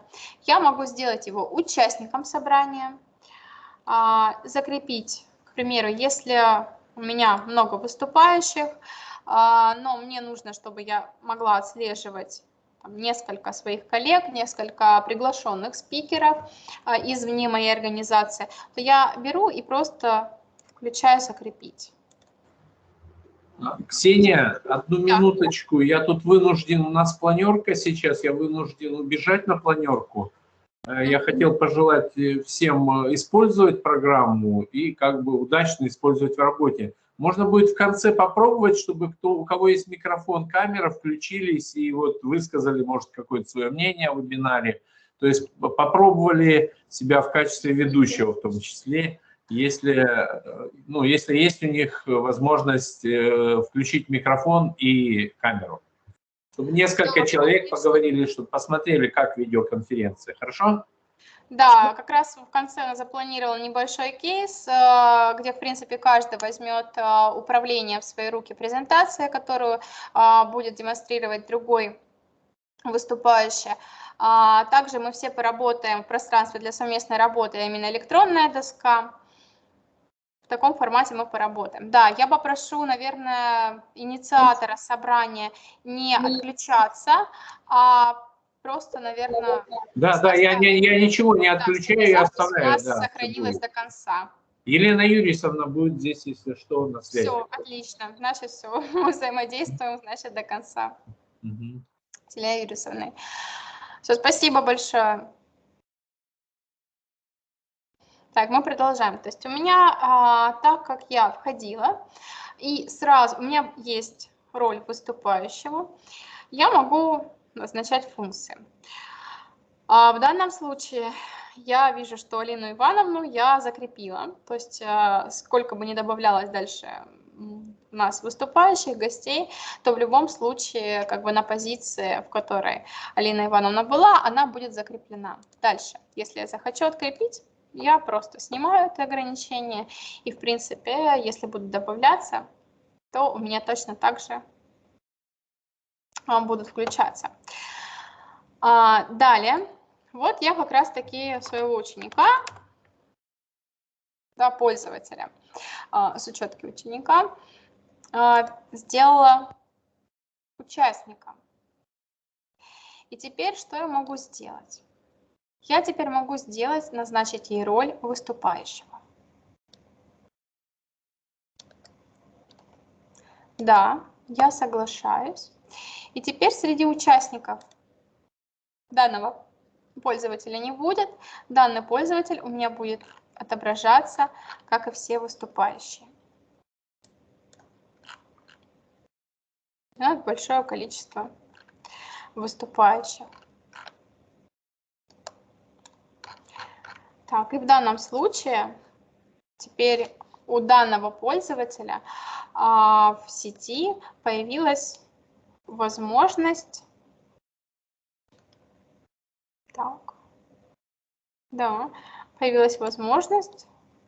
поделиться содержимым. То о чем было сказано ранее. Чем отличаются еще приложения веб-версии и установленные локально. Если мы вернемся, то панель управления у меня находится вверху, то есть она закреплена в правом верхнем углу, так скажем. Если это веб-приложение, то мы видим, что эта панель у нас находится посередине нижнего края, то есть здесь. Но ориентир у нас всегда всплывает. Это, естественно, большая красная кнопка «Завершить». И все, что идет левее от нее, у нас те наши функции. Вот здесь мы как раз сразу можем видеть беседу, то есть тот чат, в котором мы с вами общаемся. Я его могу открыть. И кнопочка оранжевенькая либо красная сигнализирует о том, что произошло изменение, то есть появился какой-либо комментарий, либо кто-то из пользователей присоединился, и здесь у меня произошло отображение.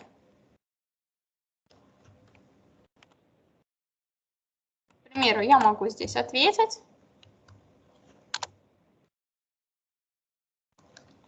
И все увидят этот чат. Дальше, закрываю его, возвращаясь. Есть функция «Показать участников». То же самое, что у меня. Я посмотрю, могу увидеть, кто у нас есть. И та самая функция «Поделиться контентом». Здесь она называется, да, «Открыть панель обмена контентом». Вот она, стрелочка вверх у нас направлена. Такой экранчик. Если я ее нажимаю, то у меня открывается небольшое окошко, даже панель, которая демонстрирует то, что я могу продемонстрировать. Естественно, я могу включить демонстрацию экрана. Кстати, если внутри собрания кто-то ведет демонстрацию, и, к примеру, следующий выступающий раньше времени, до передачи ему слова, включил демонстрацию своего экрана или включил презентацию, то у нас автоматически идет смена пользователей, кто демонстрирует экран. Поэтому очень внимательно. Если я хочу продемонстрировать экран, я выбираю данное окошко, нажимаю «Поделиться» и будет демонстрироваться экран.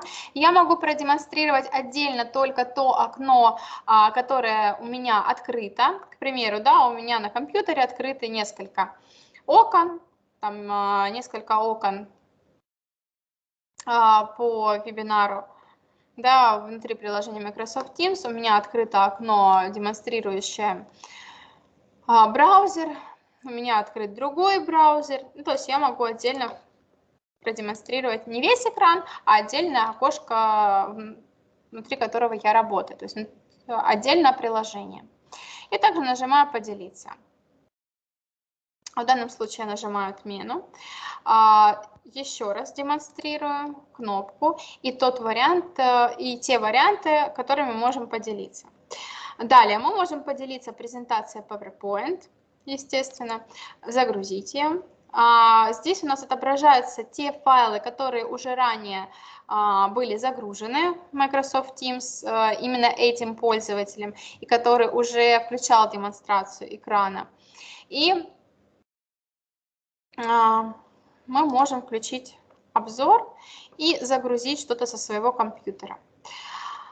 Сейчас я от лица пользователя Уховой Елены включу демонстрацию рабочего стола для того, чтобы показать, какие возможности есть у меня как у инициатора, у меня как у выступающего в собрании именно с лицензией педагога. То есть я возвращаюсь. Так, да. У меня есть доступ.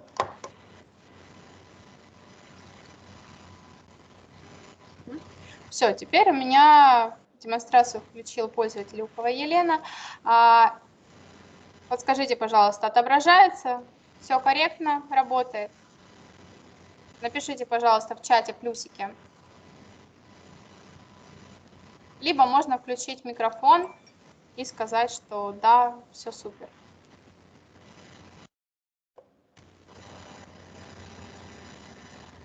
Так, увидела. Татьяна, спасибо. Все, супер. Несколько человек у нас видят. Далее я, как Солонуха Ксения, моя учетная запись, я могу поделиться непосредственно с содержимым своего рабочего стола, либо другими окнами. То есть если приложение установлено десктопно, то есть локально на компьютере, то у нас окошечко выплывает справа. Вот оно. Вспомним, что у нас в веб-версии выплывает здесь панель, у меня выплывает здесь. Я могу включить демонстрацию содержимого, во-первых, настроить режим докладчика, так как приложение локально установлено. Я могу выбрать звук компьютера, то есть все системные звуки на компьютере. К примеру, если я буду демонстрировать экран и запущу видео, то вы звук видео с моего компьютера тоже услышите. Точно так же я могу поделиться экраном, точно так же я могу поделиться окном. У меня их открыто, допустим, на компьютере 7 штук. И в этом плане. Дальше. Я могу поделиться презентацией PowerPoint. И здесь мы видим все те презентации, которые я уже ранее открывала внутри других собраний. Вот они у меня есть. Далее я могу найти какой-либо документ, либо презентацию, видеофайл внутри своего хранилища облачного OneDrive, либо я могу загрузить отдельную презентацию, да, со своего компьютера. То есть вот как раз-таки есть в чем небольшие отличия и ограничения, если у нас есть назначена лицензия, как у педагога, то есть вам предоставляется организации лицензия, то есть руководитель заводит. Если вы являетесь все равноправными коллегами, то, скорее всего, и связаны с образованием, то, скорее всего, у вас у всех будет назначена лицензия педагогическая. То есть вы будете в роли педагога, и у вас будут все такие вот расширенные права внутри собрания. То есть далее я возвращаюсь к демонстрации своего рабочего стола. Угу.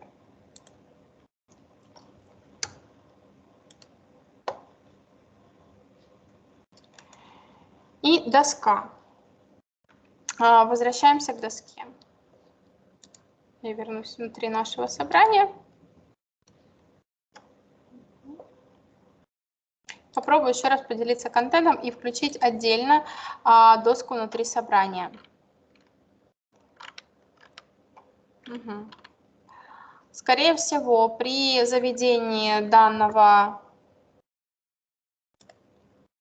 собрания как раз-таки у нас доску не установили, не отметили, поэтому продемонстрировать одновременно, к сожалению, не получится. Но мы можем снова перейти в функцию изменения собрания, которую мы делали, и я покажу, как это выглядит. Электронная доска.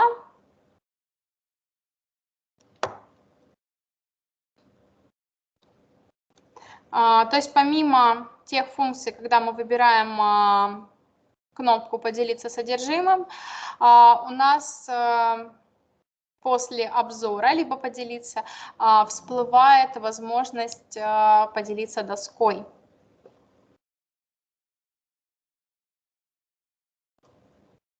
То есть на доске это такое пространство, не имеющее границ, где мы можем писать, рисовать, к примеру, да. То есть мы можем зажимать правую кнопку мышки и двигать. Я могу написать от руки, я могу ввести текст, который мне необходимо.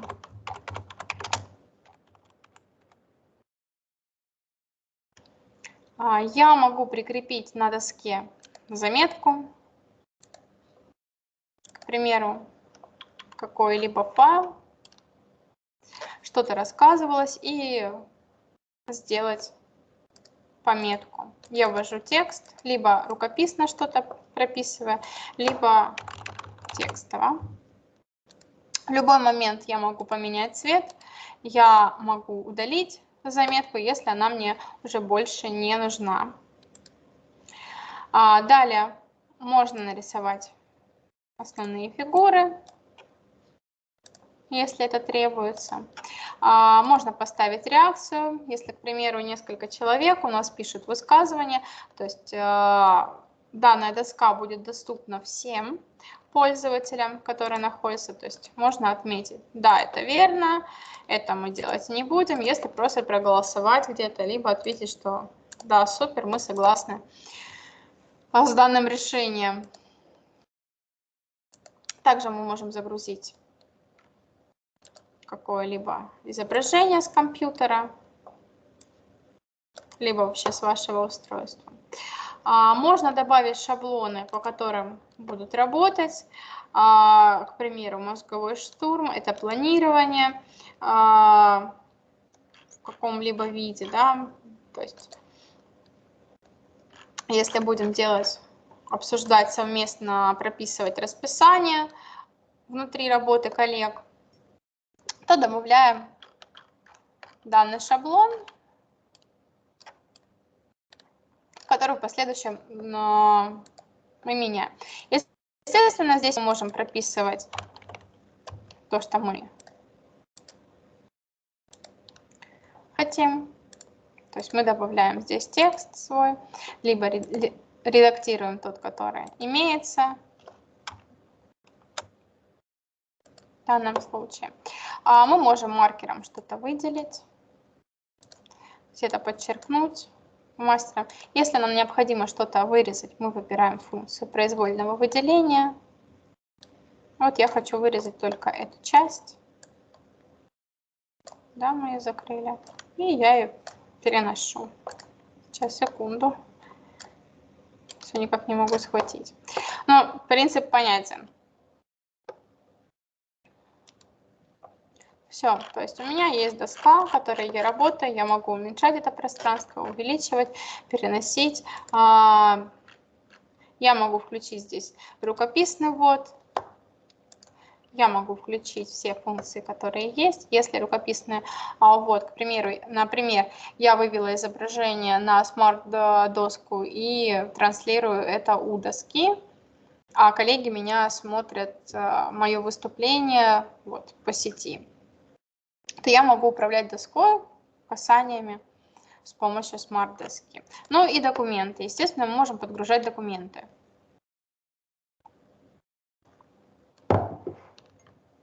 Мы можем использовать последние файлы, которые были загружены. Мы можем подгружать свои файлы, которые имеются внутри моей рабочей области Microsoft Teams, те, которые были созданы мной. Мы можем также отправить с нашего устройства, то есть загрузить. Мы можем создать папку новую, мы можем создать новый документ, если это необходимо. Все это прикрепить к собранию в его описании. Выглядит это следующим образом. Еще раз повторю, что на создание собрания происходит двумя способами. Либо мы кликаем на любое свободное место, где мы выбрали, либо с помощью кнопки «Создать собрание» также прописано. Но здесь мы, допустим, хотим опубликовать на декабрь собрание. Более удобно это сделать. Также здесь уже идет все эти функции, о которых я уже рассказала. Больше ничего здесь другого нет. Здесь мы можем поставить регистрацию. Она требуется для сотрудников вашей организации. Например, тем, кто хочет зарегистрироваться на вебинар, кому мы направляем приглашение. То есть при переходе всплывает форма, мы ее можем посмотреть. Сейчас мы посмотрим. Например, если мы хотим сделать регистрацию среди всех пользователей, которые есть в системе Office 365, но выходят за границы нашей организации. Здесь у нас есть события, которые мы добавляем, естественно, да, там какой-нибудь вебинарчик прописываем. И здесь будет форма, при переходе на которую сейчас те пользователи, слушатели нашего вебинара, которые вошли как гости, которые не имеют регистрации в Office 365, у них всплывало небольшое посерединке окошко «Представьтесь», да, видите имя, фамилию и так далее. И пользователи, которые имеют у нас уже учетку в Office 365, они просто перешли, открыли приложение, если оно установлено на компьютере, либо сразу перешли в облачную версию своего приложения, то есть веб-приложение со своей учеткой. Но для того, чтобы отследить, кто пришел, все-таки, грубо говоря, у нас может быть какая-то коллективная учетка. Например, это может быть учетка цифровые технологии общая, но чтобы следить, кто именно пришел от данной организации, при подключении также всплывает окошко, то есть не сразу переводит на подключение к вебинару, а вот такая вот анкетка. Мы можем здесь добавить поле для того, чтобы отслеживать. Вот у нас приводится несколько вариантов шаблонов, и мы можем настроить свой вопрос. То есть входное значение и вариант выбора. Как это выглядит? Мы можем прописать здесь какой-то вопрос, мы можем сделать его обязательным, чтобы не давал нам пройти регистрацию, либо не обязательно. И дальше здесь будет ответ, какую должность вы занимаете. Хотя, в принципе, должность, организация, отрасль, страна, регион, область, город, адрес, все это, в принципе, заложено. Мы посмотрели, все есть, нажимаем кнопку «Сохранить», форму регистрации. То есть это будет выглядеть следующим образом. Закрываем. То есть нам всегда предлагается. Точно так же мы вводим название, добавляем выступающих. Причем мы здесь видим, да, что у нас обязательные выступающие. Не просто участники, а именно выступающие. Потому что у нас стоит такой параметр, что все, кому мы приглашаем, и в принципе в дальнейшем это будут выступающие. Закрываем. Пока отменим редактирование. Новый пользователь нам не нужен. Возвращаясь в наше собрание. Что мы можем делать, находясь внутри собрания, к которому мы уже присоединились?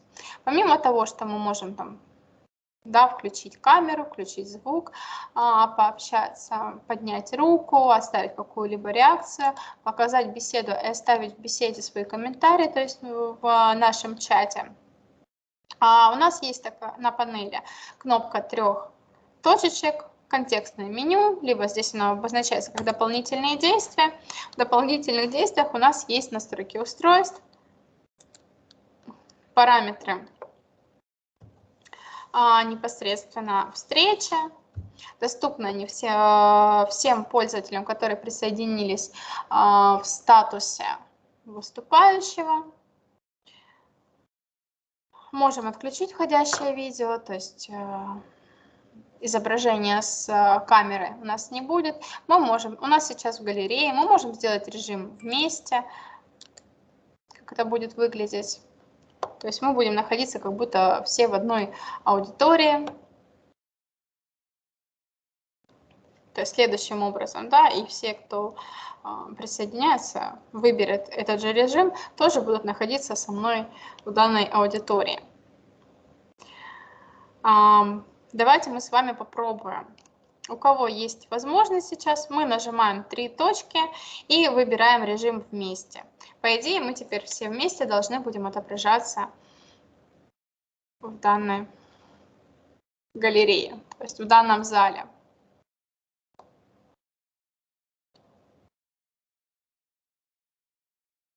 Коллеги, прошу попробовать вас присоединиться. Если у кого-то что-то не получается, мы нажимаем функцию «Поднять руку», у меня приходит уведомление. Угу, да, вот, супер. Так. Перехожу во вкладку, и среди тех пользователей, которые поднимают руку, я вижу всех и в порядке очереди. Татьяна, вы можете взять микрофон и озвучить свой вопрос, свою проблему. Если у вас есть возможность, то можете взять микрофон и проговорить.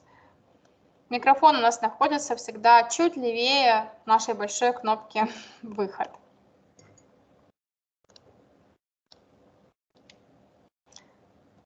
Так. Татьяна, напишите, пожалуйста, в чат, если у вас не получается взять микрофон. Ирина, подскажите, пожалуйста, вы можете взять микрофон, включить, проговорить голосом, какой у вас вопрос, какая проблема возникла? Угу.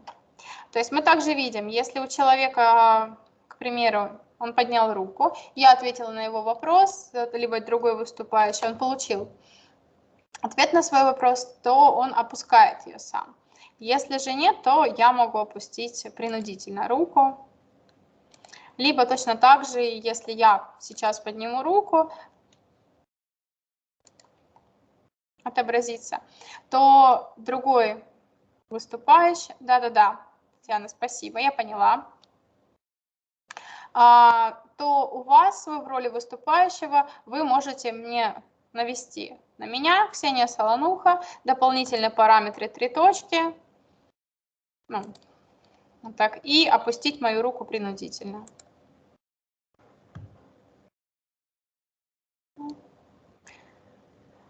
Любой пользователь может попробовать опустить мне руку.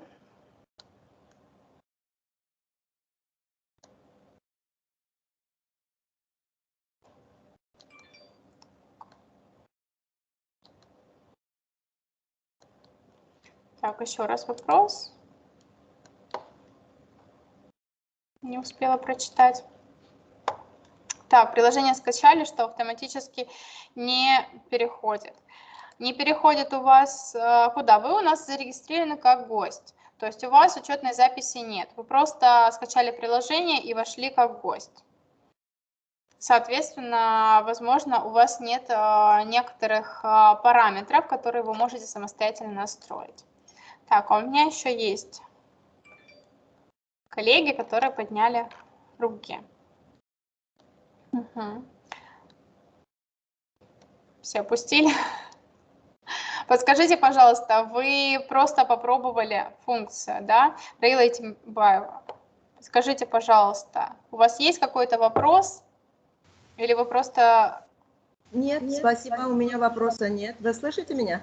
Да, все замечательно, мы все вас услышали, спасибо большое. Но у вас с интернетом пока плоховато, поэтому школа с опозданием, наверное, включится.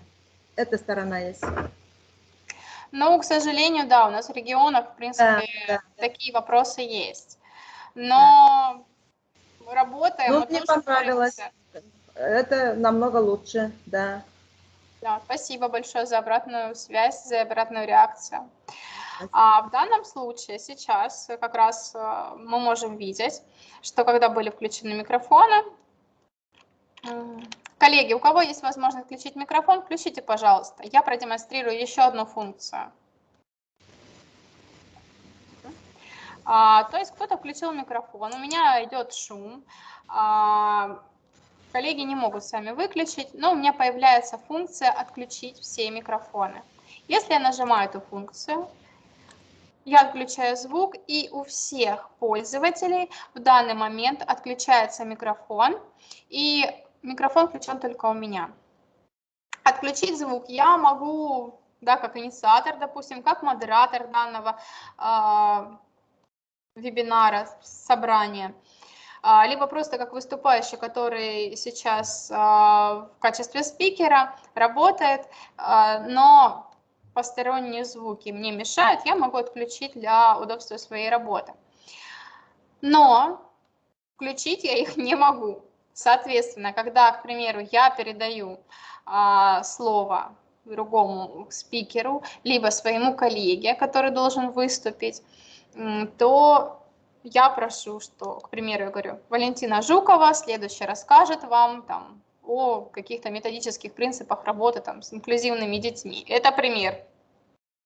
Соответственно, что Валентина в этот момент включает микрофон у себя и начинает вещать.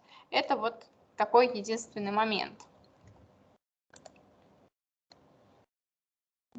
Переключаемся в галерею, которая будет привычнее. И в данном случае я также могу опустить принудительно руку участнику и могу опустить руку сама, то есть отжать данную кнопку.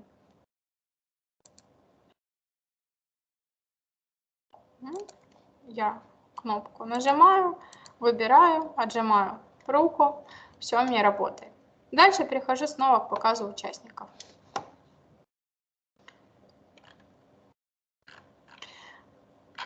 Далее, помимо того, что я могу делиться содержимым своего рабочего стола, я могу запускать презентацию. Как это чаще бывает, когда мы работаем в таком онлайн-режиме, проводим встречи, проводим вебинары. Если у меня нет демонстрации, но у меня подготовлен доклад, с которым я хочу поделиться. Используя кнопку «Поделиться контентом», в данном случае я сейчас включаю демонстрацию рабочего стола и включаю демонстрацию презентации. Например.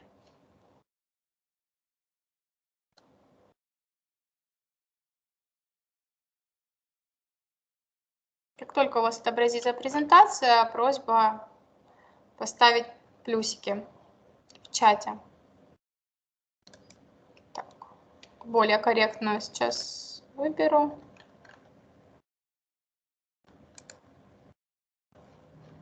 Чтобы было побольше слайдов с отображениями различными. Презентацию я могу загрузить также в приложении Microsoft Teams, та, которая была ранее создана, или та, которая ранее использовалась мной.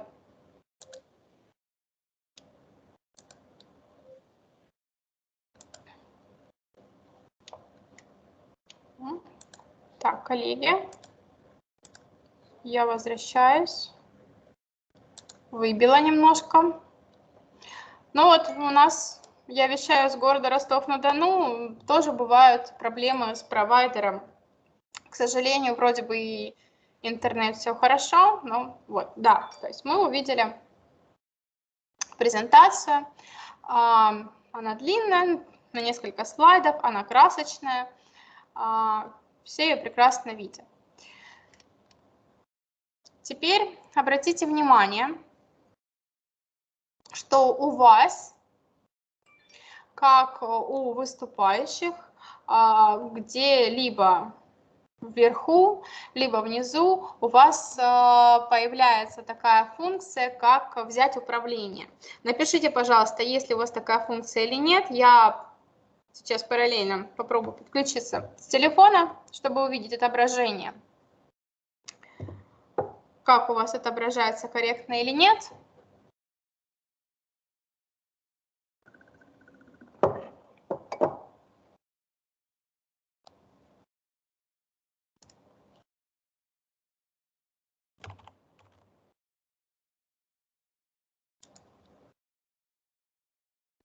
Вот. То есть у меня сейчас выплыл запрос, у меня попросили управление. То есть я сейчас могу видеть, что Марина Д., да, пользователь с данным именем, управляет моей презентацией.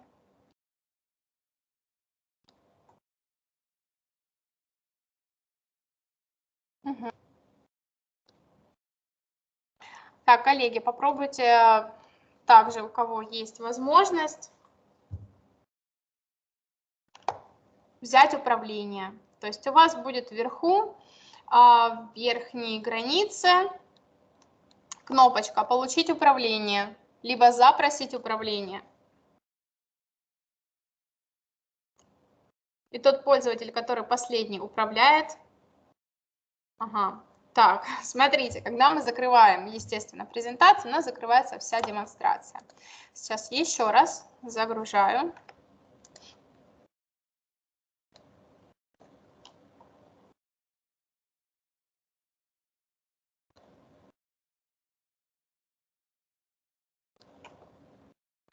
То есть остановить демонстрацию мы сейчас не включаем. Мы попробуем передать управление друг другу. То есть каждый, у кого будет всплывать. Угу. Так, все. Я вижу, у меня следующий пользователь. Раила Итимбаева взяла управление. Я его могу обратно вернуть себе, так как я загружала. А у вас вверху появляется самая правая кнопка относительно панели инструментов «Получить управление». Угу. И также внизу я могу наблюдать, там, где у нас есть под презентацией стрелочки, с помощью которых мы листаем, да, где у нас отображается количество слайдов, очередность, которая предоставляется, у нас также внизу прописывается, кто сейчас управляет данной презентацией. Сейчас у нас управляет Татьяна. Далее у нас есть другие действия с презентациями.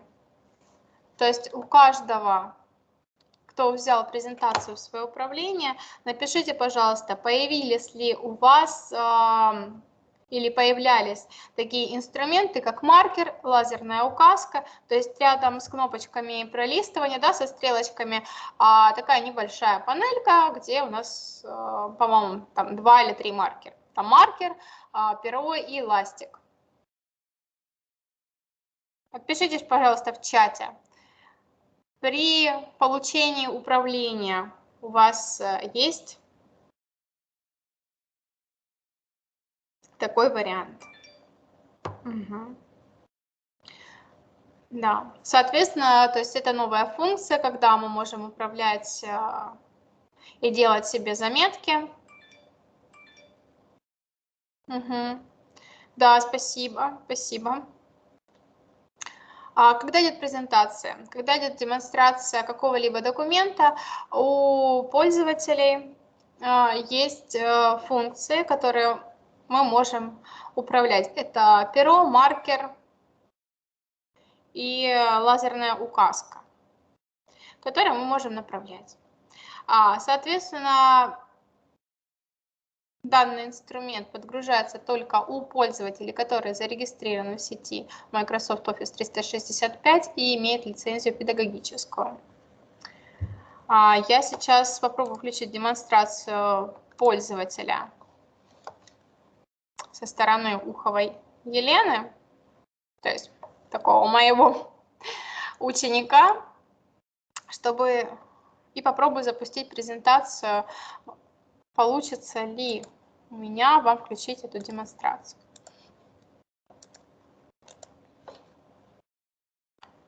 То есть я перехожу к себе,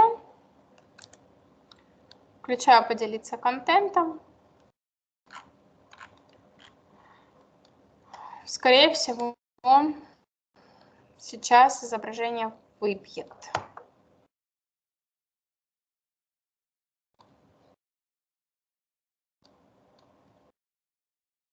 Угу, сейчас подгружается презентация, и я покажу.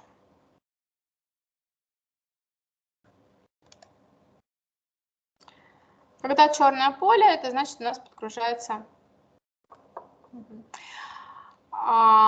Подскажите, пожалуйста, в каком формате. Да, все. Видна только презентация. У вас, получается, есть кнопка «Получить управление» и листать слайды. Нет, не могу одновременно включить демонстрацию экрана. Я сейчас сделаю принтскрин, и в чат нашего собрания я направлю тот вариант, который у меня отображается. То есть ниже презентации у меня будет курсор, которым я могу управлять, лазерная указка, перо, маркер и ластик.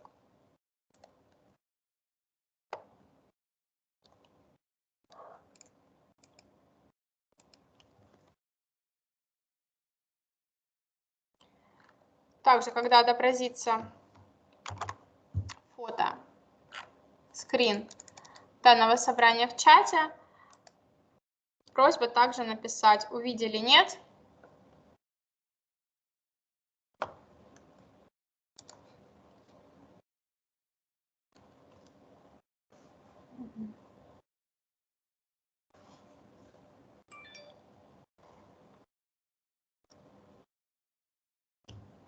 То есть в чате, в беседе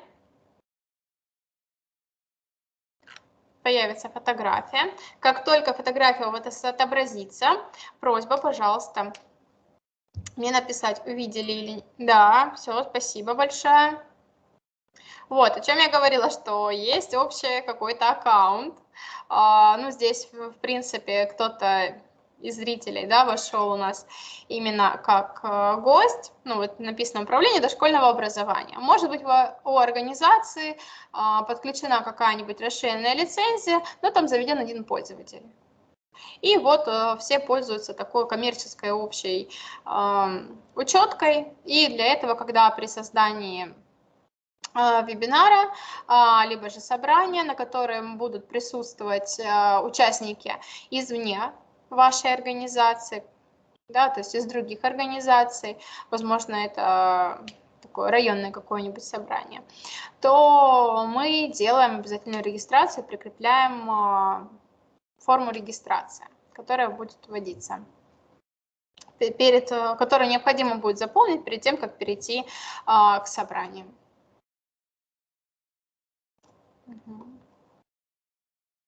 Так, Раила, посмотрите, в чате вы фотографию не видите или отличия не видите по сравнению с тем, когда я демонстрирую, включая демонстрацию, презентация, либо же когда вы перехватываете управление?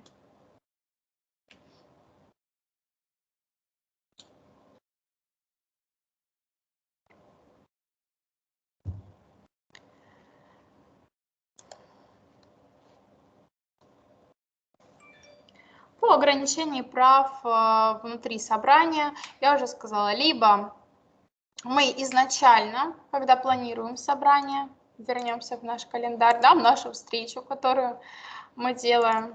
Я сейчас включу снова демонстрацию экрана.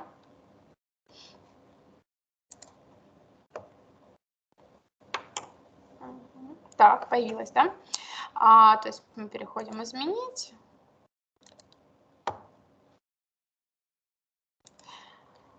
Да, бывает такое. Изменяем экземпляр нашей встречи. У нас открываются параметры, и кто может участвовать, мы вводим ограничения. И можем изменить параметры внутри присоединения. Так, здесь пока нет у нас никого. Если мы нажмем «Присоединиться», у нас откроются настройки внутри собрания, как мы находимся в данном собрании, то есть дополнительные настройки устройств, сведения о встречах. То есть у нас здесь отображается наша ссылка. То есть все, что касается данного собрания.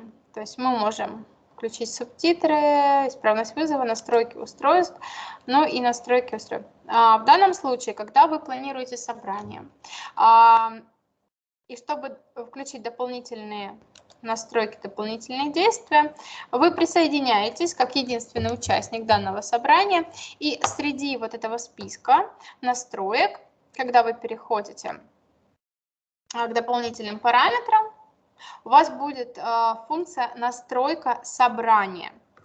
Когда вы переходите к настройкам собрания, у вас будет предложено, кто может входить собрание, кто может оставлять чаты. И также можно сделать ограничения, то есть допускать. То есть все проходят через зал ожидания. Наверняка вы сталкивались с тем, что когда вы подключаетесь к какому-либо собранию, пишет, что кто-нибудь из участников вас подключит к собранию. И только после того, как вас допустили к собранию, нажали зеленую галочку, вы появились среди участников и вам стал доступен вебинар. То есть это все настраивается. Именно в настройках встречи, собрания, дополнительные настройки собрания. Вот так мы уже находимся все, и у нас достаточно расширенные права, то есть мы все обходили зал ожидания, я думаю, что мы никто не попадали, да, в него. Мы автоматически перешли во встречу, мы автоматически все являемся в роли выступающих, и еще немножко об ограничении прав. К примеру, если все вошли как выступающие, но по сути спикеров и именно выступающих будет всего там 3 человека, и я могу всех участников, которые вошли как гость, не являются пользователями Office 365, не являются членами моей организации, я могу их сделать просто участниками. То есть, когда я делаю людей участниками, на примере своего аккаунта, сейчас заведу, когда я делаю его участником, то у данного пользователя нет возможности взять управление моей презентацией, у него нет возможности включить демонстрацию своего экрана, то есть он не может поделиться контентом.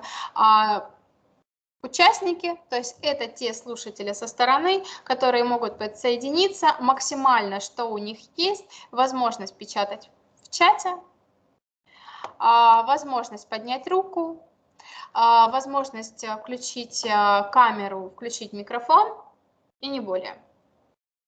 Вот, то есть запустить свою презентацию он не может что-то перебить. Взять в управление вашу презентацию он тоже не может. То есть это такой разряд слушателей в данном случае. И как я ранее говорила, что у нас существует собрание, которые мы планируем в календаре, которые выглядят следующим образом. Здесь у нас есть чат, мы можем общаться. У каждого участника, вне зависимости, в какой роли он слушателя, либо в роли выступающего, кто может вести доклад, либо вести вебинар, включать презентацию.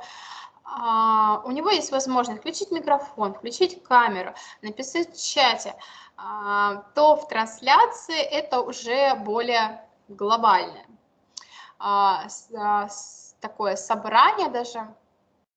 То есть это видеоконференция, в которой есть инициатор, кто создает собрание.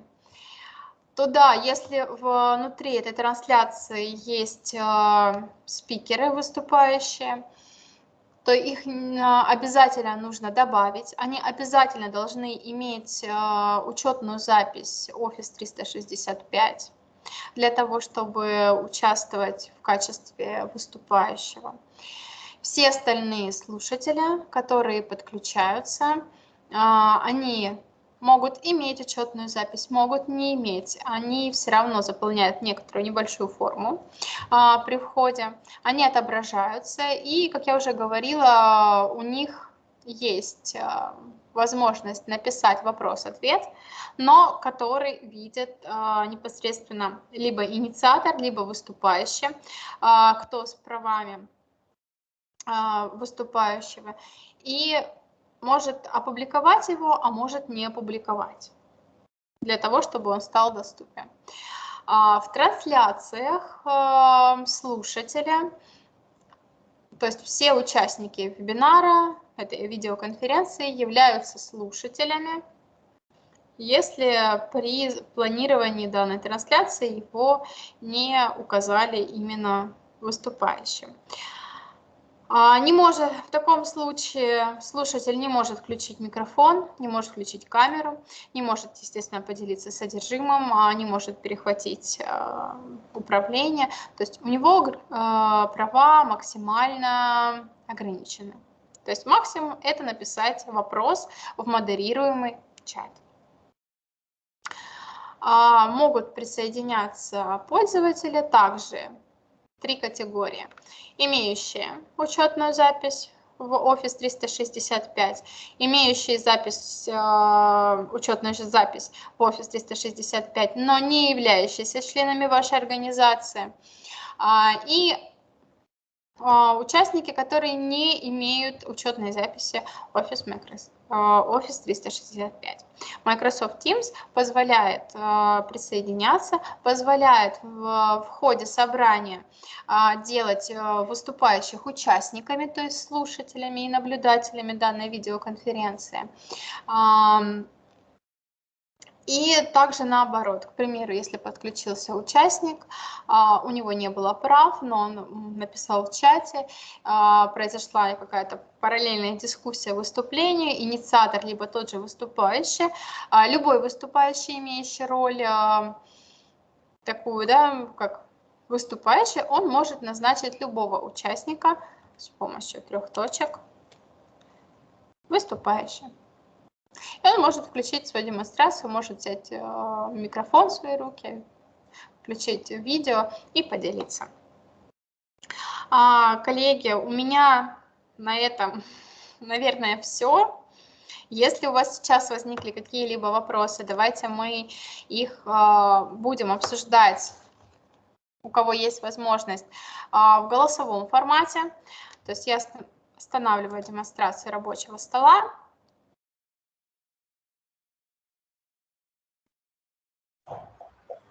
Вы можете взять микрофон и ответить. Так, да, я слушаю. Да. Какой у вас вопрос?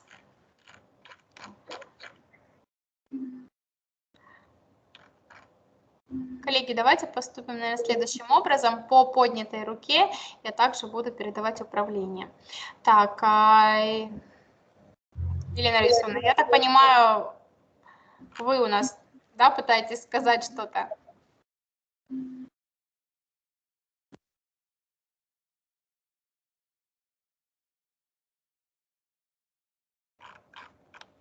Коллеги, у кого есть вопрос и есть возможность включить микрофон, давайте вы поднимаете руку, включайте функцию поднятой руки. Я передаю вам слово, чтобы у нас не было одновременно несколько говорящих человек в собрании.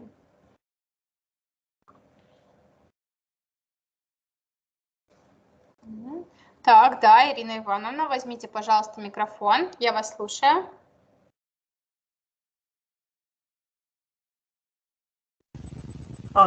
Здравствуйте.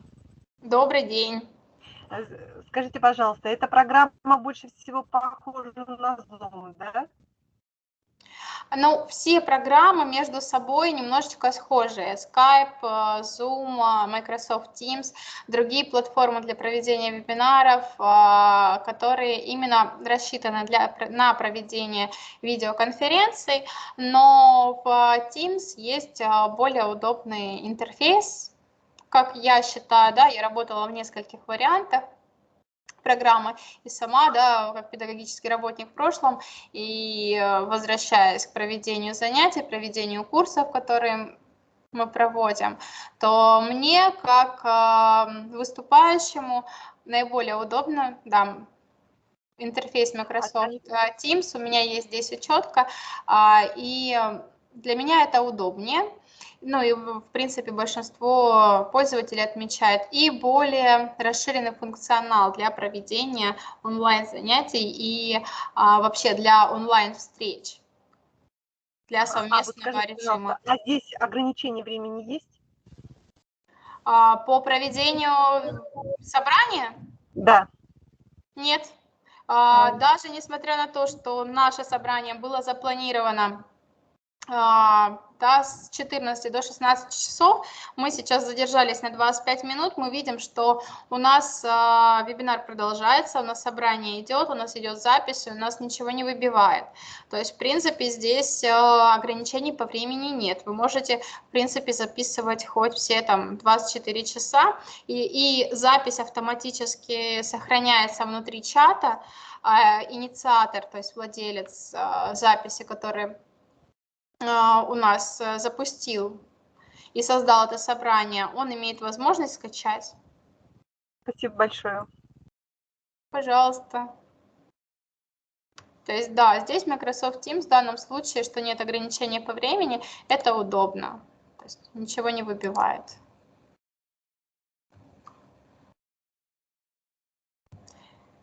Есть ли еще у кого-нибудь вопросы? Я думаю, что да, в принципе, мы подзатянулись. Я хотела максимально четко показать, как мы можем это сделать, то есть включить сразу демонстрацию. Да, Наталья, я вас слушаю. Включите микрофон, пожалуйста.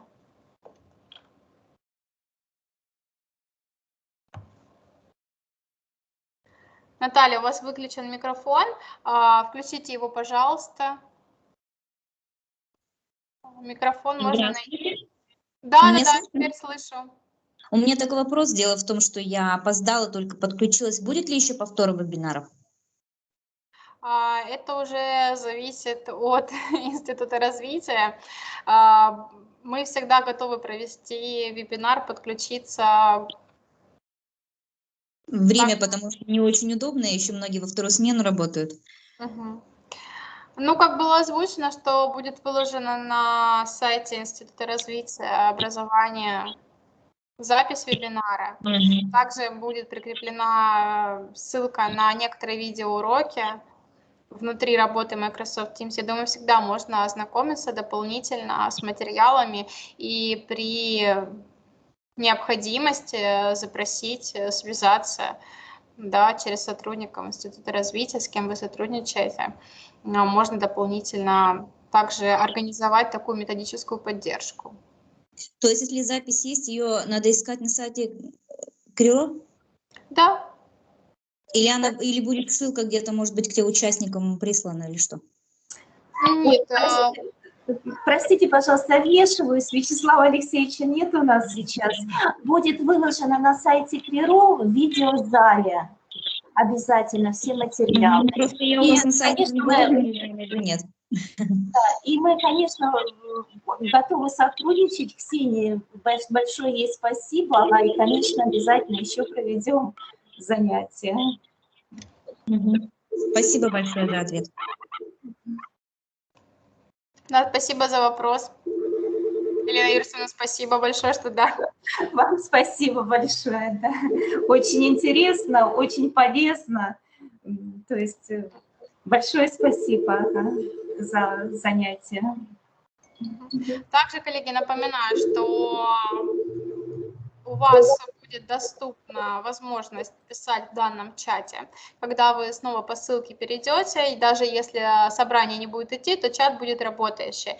И все вопросы будут приходить инициатору данного собрания, и я думаю, что Вячеслав Алексеевич, все вопросы, все запросы, которые будут возникать, вы можете напрямую, да, обращаться в КРИРО, либо же писать здесь, если это касаемо каких-то функций Microsoft Teams.